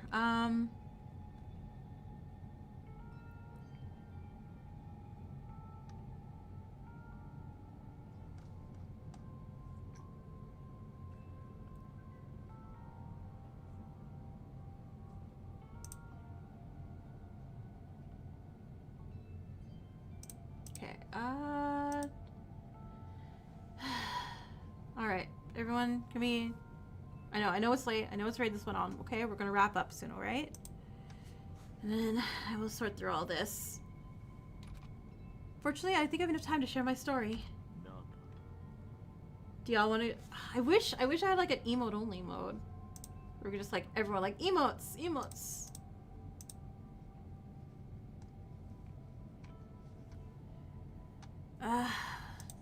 Can murder seen the motive?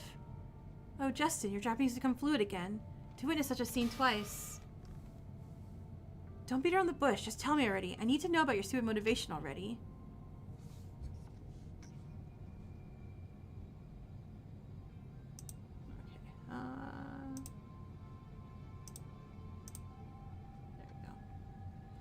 When Justin barely raised his voice, Tomoe smiled and raised both hands. Yes, I understand. Although from my perspective, it's not a good thing. You are the winners and I'm the loser. As a loser, I shouldn't ruin the atmosphere, right? As Mr. Justin pointed out, my motive did not significantly influence the fact that I committed the murder. They simply reached out to me when I was wandering aimlessly. And why would you... Haven't you already deduced it? It was impulsive. I simply followed my heart faithfully. In other words, I killed Miss Kazuki because I wanted to kill her.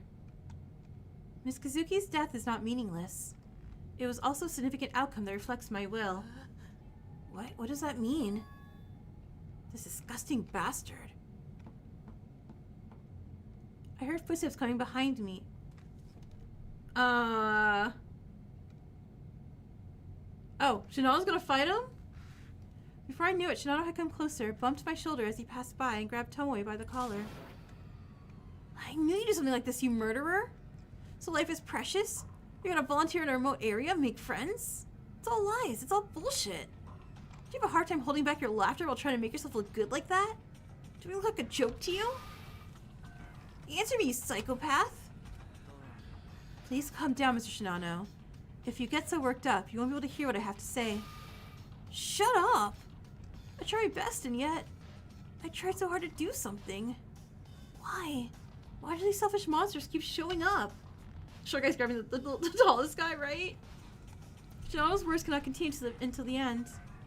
The grip on Tomoe's collar slowly loosened, and Shinano, with his knees buckling, collapsed to the ground. Yeah, that's right. Do we have any obligation to listen to you? Valley crash out for reals. Cut the crap and just give a real reason. Although I was already painfully aware of this, it seems I'm still quite lacking my ability to persuade others. There's absolutely nothing to be gained by needlessly stirring up anger like this. I think it's best to explain things in chronological order, but... Tomoe briefly stroked his chin as if gathering his thoughts, then placed his hand on his exposed neck. First, I should probably talk about my scarf. Has anybody noticed a change? Yeah, we noticed. You noticed? Yeah, we noticed. Yeah, we noticed. Could you focus on this, please? I'm not sure if it'll be noticeable. Tomoe then points to the area around the middle of his own neck. Isn't that a scar? That's right. This is a glorious medal I received during my middle school years. Oh, during middle school? Damn. What's special? I have scars. Isn't value something you typically assign yourself, Mr. Justin? Yeah, we know it's a scar, bruh. The scars on Justin's body must each hold their own meaning. So, you used to wear that scarf to cover up your scar, right? When I was young, I was bullied. Oh my god, really? The totalitarian culture of this country simply does not acknowledge the concept of difference. I must have been the prime target of the... Oh my god. I was too beautiful and therefore I got bullied. Okay, who didn't get bullied, bro? Back then, there was a friend who helped me. Without caring they were also being bullied, they truly listened to my story. You said you experienced bullying. That was it? He's trauma dumping before he dies, right? That's what you said before. Oh, I'm touched. Don't be emotional. Regardless, unfortunately, as things stand, I simply cannot view that friend favorably. Because that friend is the one who left me with this scar. How did that happen? It's possible this is a self-imposed punishment, driven by resentment towards me, the one who caused their ostracization. Or it could have been orchestrated by the group that was leading the bullying, promising they would stop it if the act was committed. Since there was no one to ask, nor any need to ask, I still don't know the reason. So in the end, you never knew. But I realized the most important thing. With the blade buried deep, blood gushed from my gaps between the fingers wrapped around my neck, and the stench of blood mixed with the air as I gasped. I ended up feeling something important at that moment. Something? That was the first time, please keep that in mind. Time passed, and this is what happened when 4 days had gone by since I first stepped foot in this school. You're time skipping? If it's been 4 days... You mean back when the first class trial was held, right? That's right. To elaborate further, it was the day that Mr. Iwata and Miss Fukuoka passed away. So? My emotions about Mr. Iwata's body were sincere. I felt a sense of outrage. I wanted to immediately catch someone who extinguished his precious life, and I barely suppressed my desire to hurl insults right to their face. I couldn't bring myself to feel any other way. Don't lie. Being hypocritical on the brink of death? You're wrong. I've never been as pure, as unguarded, as honest I am at this moment. Please don't insult my confession. Oh my god, bro. I don't care. Shinano, let's hear the whole story. Fine. Are you finished? I believe you're familiar with the developments that followed. At the end of the deduction, Miss Fukuoka was singled out as the culprit and was dragged to the execution platform in that large oven. You're wondering where this is going? Same. Coming back to me, that scene again. That was the second time. What are you trying to say?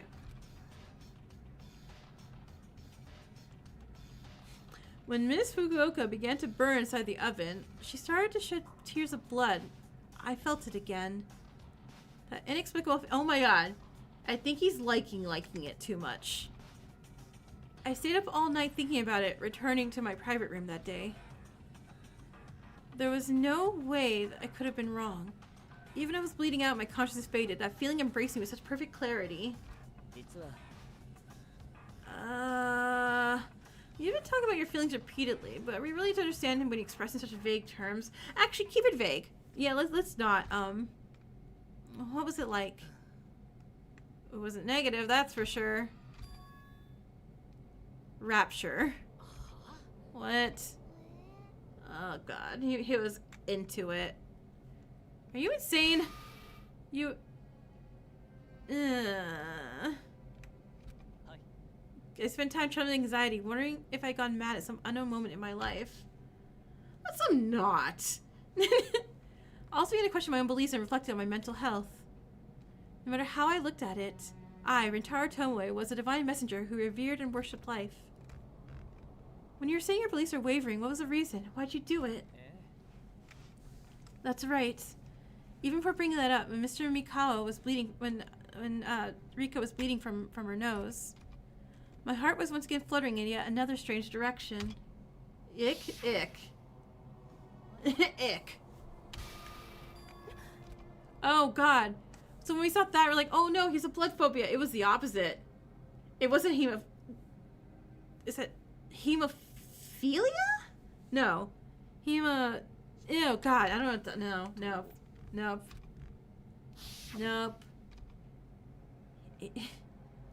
I never felt that way when I saw blood. I noted what was happening inside of me. It wasn't a phobia. It was the opposite of a phobia.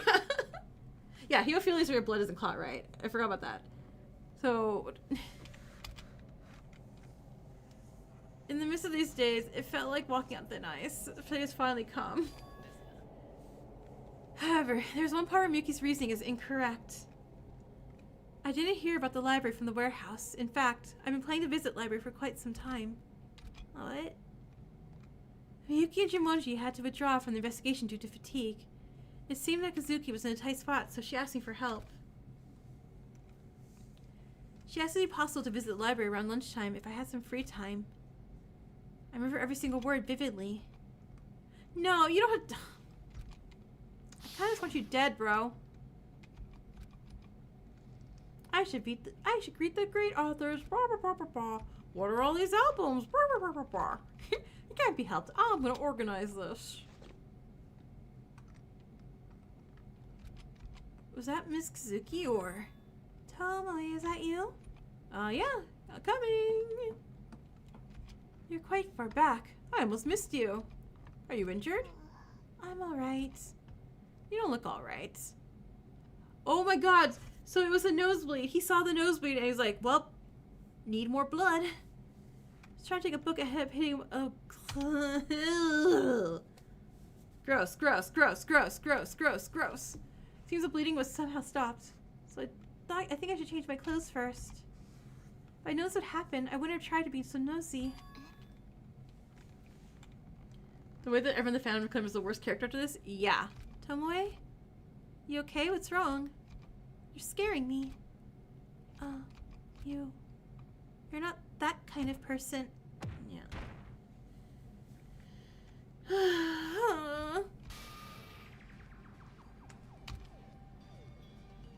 Between the yellow flesh, the crimson blood, the pale ashen hue of the skull. Yep, nope, not reading that part. Let's hold off for now. We don't. Oh God! He does. Yeah, no, nope, nope, nope, nope. I intend to pay respect. It would be unwise to ruin everything due to an impulse. What?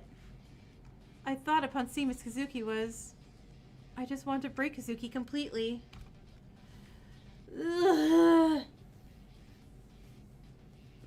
I won't check it right now. I'll check it later after stream is done. Because I have Discord turned off so it doesn't pop up on my screen. Same time as the third instance. This is the third moment when I experienced that rapture. I was overwhelmed by confusion upon confusion. Ultimately, I had no choice but to take best action I could at that moment. Mr. Tomoe, weren't you the one who fabricated the circumstances to make Miss Jumonji look like the culprit back then? I disguised myself because I was confused. In other words, that's what you meant back then. You disguised yourself to buy as much time as possible to think about your true feelings. Ugh. You understand me. No. I want to avoid being seen like a stranger any longer. Is that so? What a shame. Anyway, since you was an outstanding individual, I never thought for a moment I could deceive you until the very end. In fact, Mr. Shitanda had completely grasped the truth even before the trial. My trick's objective was to somehow explain why I killed Miss Kazuki before the trial ends. It was about stalling for time until I could understand why I wanted to. Instead of using flashy tricks, I subtly set traps, twisting your methods of deduction. And you realized that just before you gave it up and confessed. Is he going to enjoy his own death? Probably. Indeed, even though I used every trick I could muster to block your path, you ultimately caught me without much trouble. I desperately tried to somehow make up for the lack of time, but in the end I even failed that. Just before giving up and before things get worse, right before confessing, Mr. Miyuki's words reminded me of that prophecy I tucked away in my pocket. Don't turn away from your heart. Ew. Ew. So that's what you're muttering about not having time. There's still something I don't understand at all.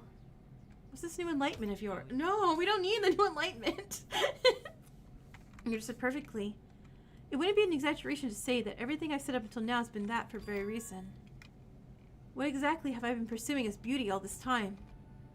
Being alive cannot simply explain the rapture that occurred 3 times. This cannot be it. Does this mean I like death? It goes against my life's purpose. I was outraged on what I saw in Mr. Iwata's body, so it's not possible. It was only after hearing that sharp piece of advice, don't turn away from your heart, that I finally realized that I was truly foolish. Should I say it's fortunate that I realized it, even if it was late? Tomoe paused, his chattering speech momentarily silenced. All eyes are fixed on him. Everyone who had been regarding him with looks of loathing and contempt. Just give us a conclusion, hurry up. He wants him to roast, right? My belief that life is beautiful remains unchanged. However, this is an issue that requires a more sophisticated and in-depth approach. My conclusion is that I revere life so much that I consider the moment right before it fades when it burns brightest to be the ultimate beauty. Eh? What are you saying? In other words, you think life is most beautiful when it's about to end. Why is his hair got better, everything got worse? Exactly. It's also called the last flash of brilliance. It was the most beautiful when, just before the fiery pulsing thing flickered out, it desperately struggled to keep its flame alive.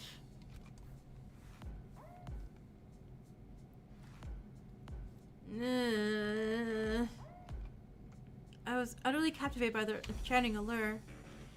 Thinking about it that way, everything makes sense. While I was startled by Mr. Mikawa's nosebleed, while I was startled by Rika's nosebleed, while I wanted to kill Kazuki. At the time, Kazuki was wearing a white coat stained with nosebleed. Blah. She looked like a woman on the verge of death. Okay, okay. That's a CG? Ugh. I finally gained certainty. The ultimate beauty lies in the ambiguity between life and death. So gross. Paradoxically, that's why life burns the brightest. Originating from the moment of death, do you understand? Well, go look in a mirror, bro, because you're about to be on the verge of death right now. The moment when life and death diverge in their destinies. In that fleeting moment, I dared to challenge Pygmalion's name. Oh, creating life with your own hands? Yeah, okay. Don't worry. Don't worry. As if I know Pygmalion. I love Greek mythology. Oh, Miss Kazuki. I sincerely apologize for having to mention you, my true friend, in such a captivating manner. But I don't want to stop. My blood is boiling. Ew, ew, ew. Ew, ew, ew. Ew, ew, ew, ew, ew, ew, ew. Don't want to read his worst chat. None of this worst chat. No. No! Bad. I saw bits of it and nope, I did not want that. I'm not reading that out loud. No one saw Tomoe as he rampaged, desecrating the dead with cheap, flowery language. Thank you for skipping that. The music was peak. Let's just focus on that. The music was great. I wasn't to say Tomoe was completely ignored. It was evident in expressions of the audience. Confusion, disgust, unease, and contempt. Those terrible hues are plastered across every face. Mitch tier for Rentaro? Oh yeah, we're bumping him straight down to Mitch tier. Actually, I think this is below Mitch tier for me, honestly. Oh my god, if you had to translate that, so you actually had to go, like, read that and go over it. Oh god, I'm so sorry. Like, again, thank you, but oh my god, I'm so sorry. This is how King Midas felt. It feels like a terrible fever is broken all at once. It makes it even more regretful that I couldn't compete with all of you. Meat grinder tier, right? Because I will never get to see your executions. The passings of 12 beautiful ultimate students. It makes me catch my breath just imagining it. Ugh. Would it be an honor to behold a beautiful sight?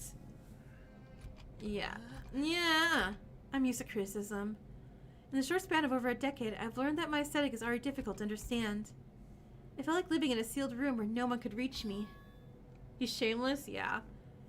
Is this the kind of person who crushed Kazuki's hopes like this? Kazuki wanted more than anything to connect with someone. She came to this school because she hated being alone in her own room. She'll never be able to leave that locked room now. Why do you still not realize that you're trapped in that sealed room? Look around. See those eyes full of terror and disgust? This is truly a shame. Bro, why don't you just become a killing game host? You didn't do all this. I'm an open person now, haven't you noticed? It's buffering so much now? Okay, bye. Bye, lady. Me feel with newfound joy, understanding, more confident and joyful than before. Transcending my foolish past. You don't understand. Yeah, no one should understand that, bro. You're a delusional psychopath. Doesn't even realize you're spinning in circles in your own world. Are you even sorry? You're saved by your shitty internet. You're doing the same thing again. Why do y'all make assumptions? What? Why wouldn't I feel sorry? I'm so sad, you liar. He said like a liar. She's totally my friend still, you liar. You said like a liar.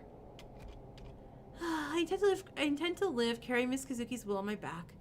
Bro, you're dying in like 10 minutes. That's wrong. I had to interject. If you feel sorry, why'd you kill her and brag about it? Kazuki loved animals, including people, more than anyone else.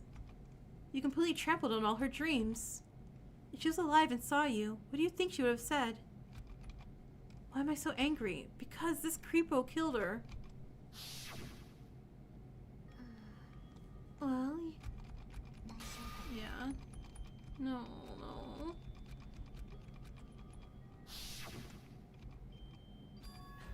Of course. Miss Kazuki might dislike me as well. What?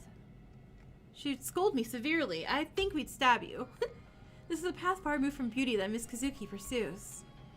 That's why I'm more determined to take on that burden as well. I will cherish her. Ugh, you will not. As I mentioned before, it's called tolerance. No, no, no, it's not. Ugh.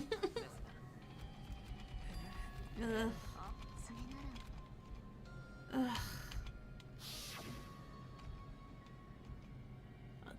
It struck me anew that a madman standing before my eyes was undoubtedly Tomoe. With Kazuki's blood on his hands, he's spouting words that make no sense. Despite everything, he persists to try to overcome this murder game with us. The sense of disconnection tightens around my heart even more. You crazy lunatic. She might try to stop me. She would have wanted me someone else's life. Okay. Too many flashbacks, game. Too many flashbacks. Okay. She did not deserve to die. Not like this. Not to this. You're not that kind of person. Yeah, I got that. It was only after I killed the only person who understood me. With these hands, I fully understand what I truly am. The irony. Yeah. Though selfish was directed at Kuzuki to that blind love, he burned him so far out than I ever did. Alright, was it my shortcomings or do you simply have ideals that surpass my beauty? You're honoring your girl yet again, right? Alright, this was pretty fun. Not compared to a puzzle book. You should be proud. You should not be proud. Truthfully, I did not expect the praise. Am I beautiful? Oh, that's a load of garbage. A bunch of bullcrap philosophy. Why are you even spouting out that embarrassing dribble anyway? I apologize. It seems all that waits me now is an execution. Of course. If you like the moment of death so much, why don't you go and die yourself? Yeah, it's like, it can be as gruesome as it possibly wants, so I feel I'm gonna be pretty happy about it. Not retard happy about it, mind you, but just like chill. To be honest, I had a vague thought about this ever since I was accused of being the culprit. I'm a person who's already stared death in the face, aren't I? Maybe it wouldn't be so bad to feel it again.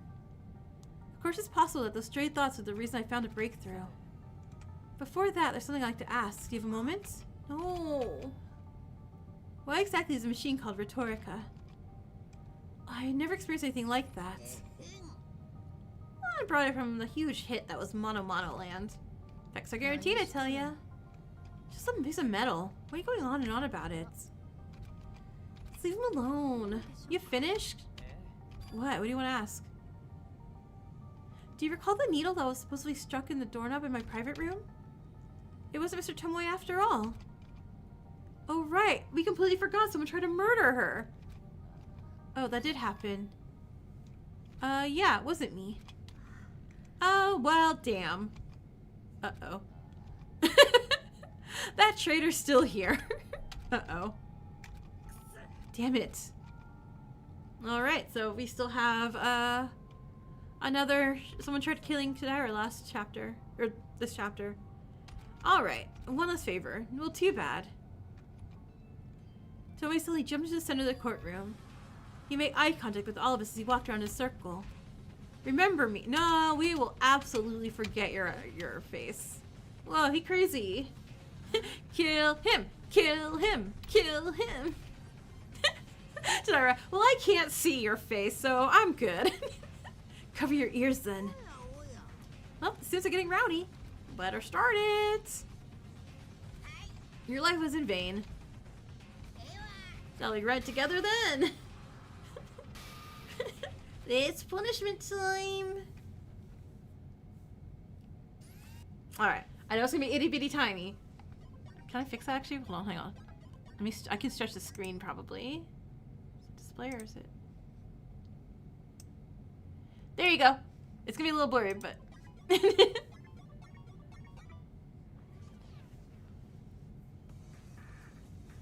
So actually, I'm gonna watch them on this screen.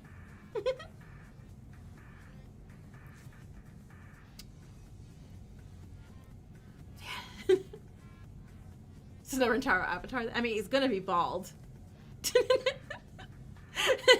Good enough? Cool. What is he wearing? No, don't make him bleed. He's gonna enjoy that. Life role model artist.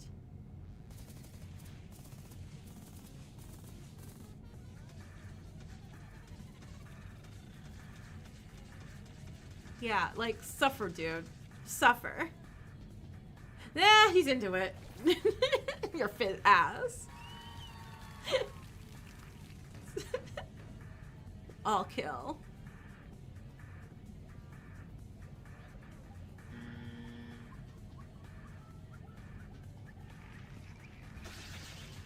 Cool. Die to it. Yeah. His brain's in heaven right now. Ugh. Well, his version of it. I don't think he's suffering at all. He ain't suffering at all. What? A praying mantis? Oh, right in the where his former scar is.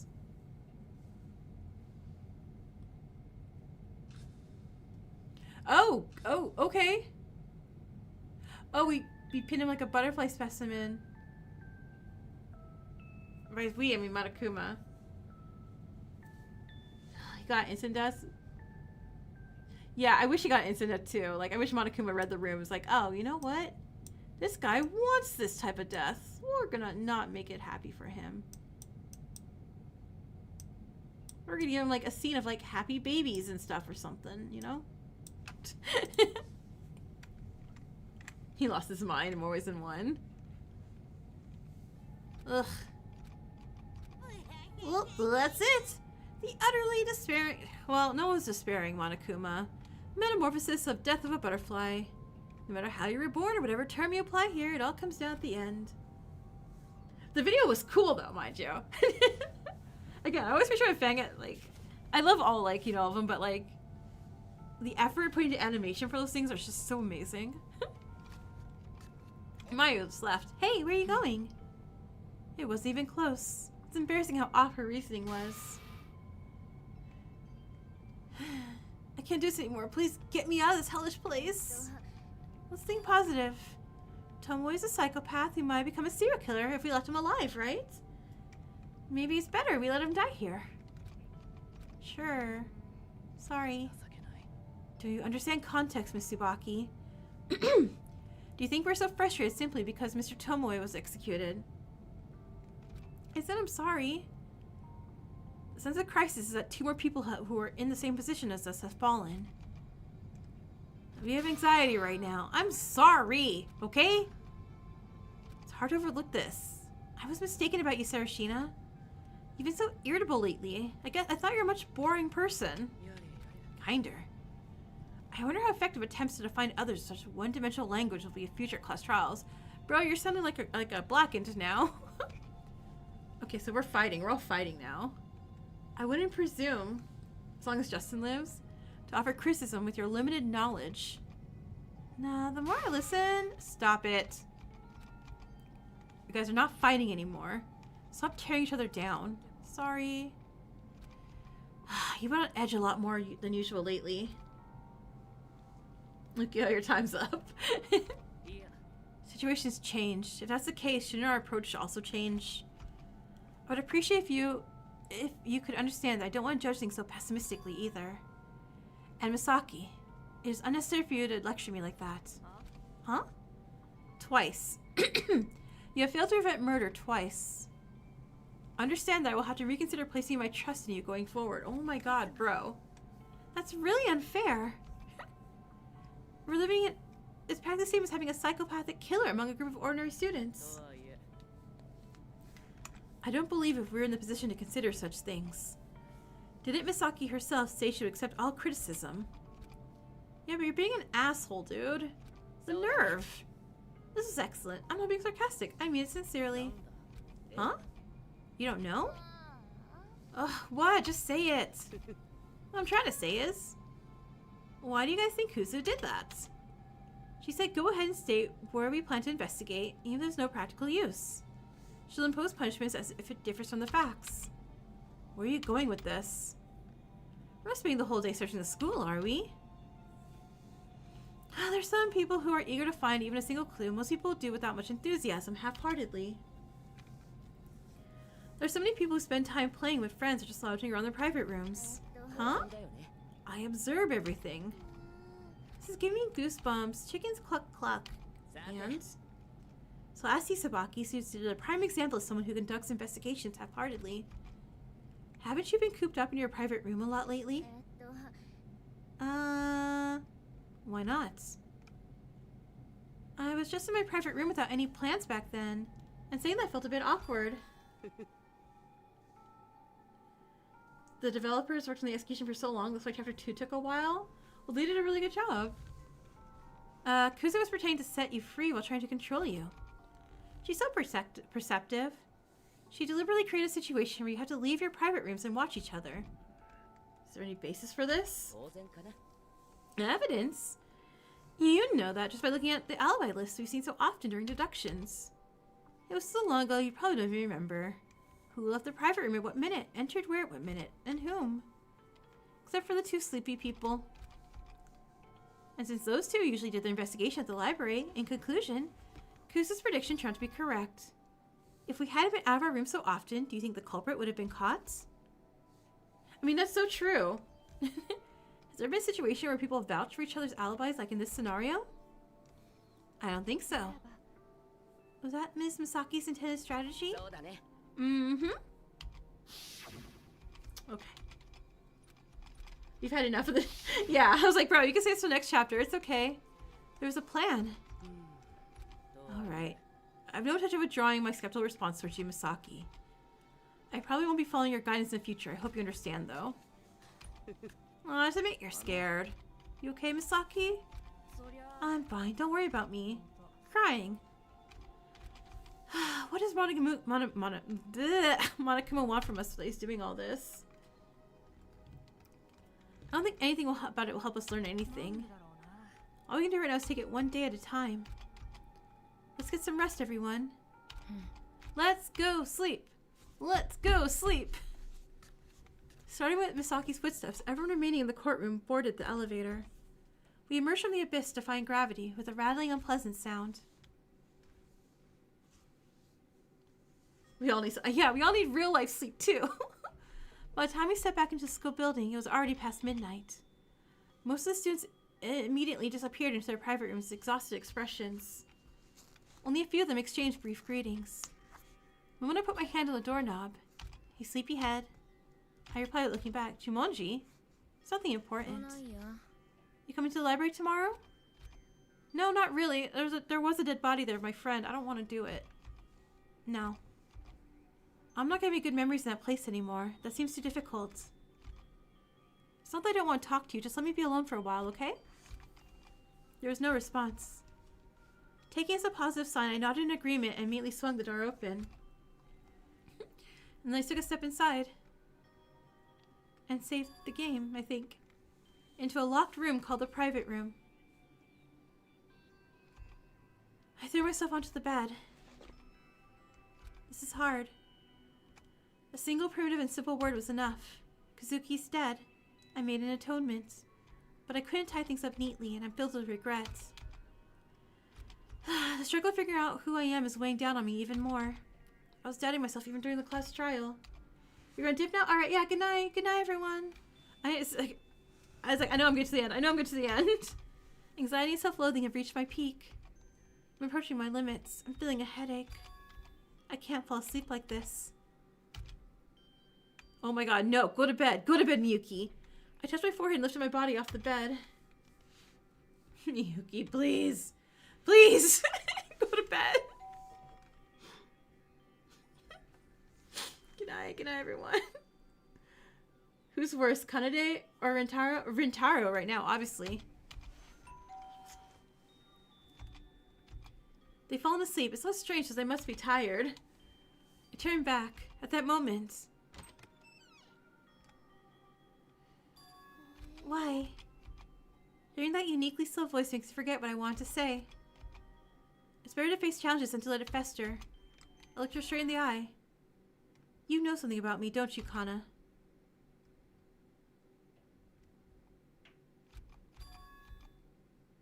Who's there? Even when everyone else is holed up in their own private rooms, you're out there. I have some mana coins. Something like this popped up. Rhetorica, why is this here? It's like a gotcha machine in the end, isn't it? They want us to use it together.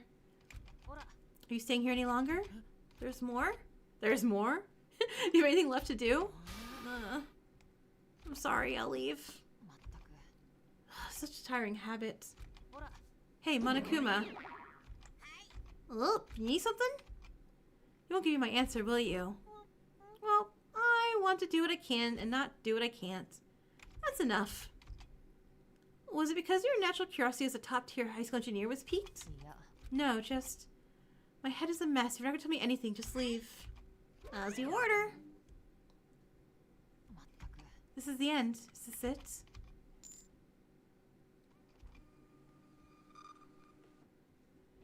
I know. Why is she using it? Embrace it. The pain will one day become something you barely even notice. I need to know what you're telling me.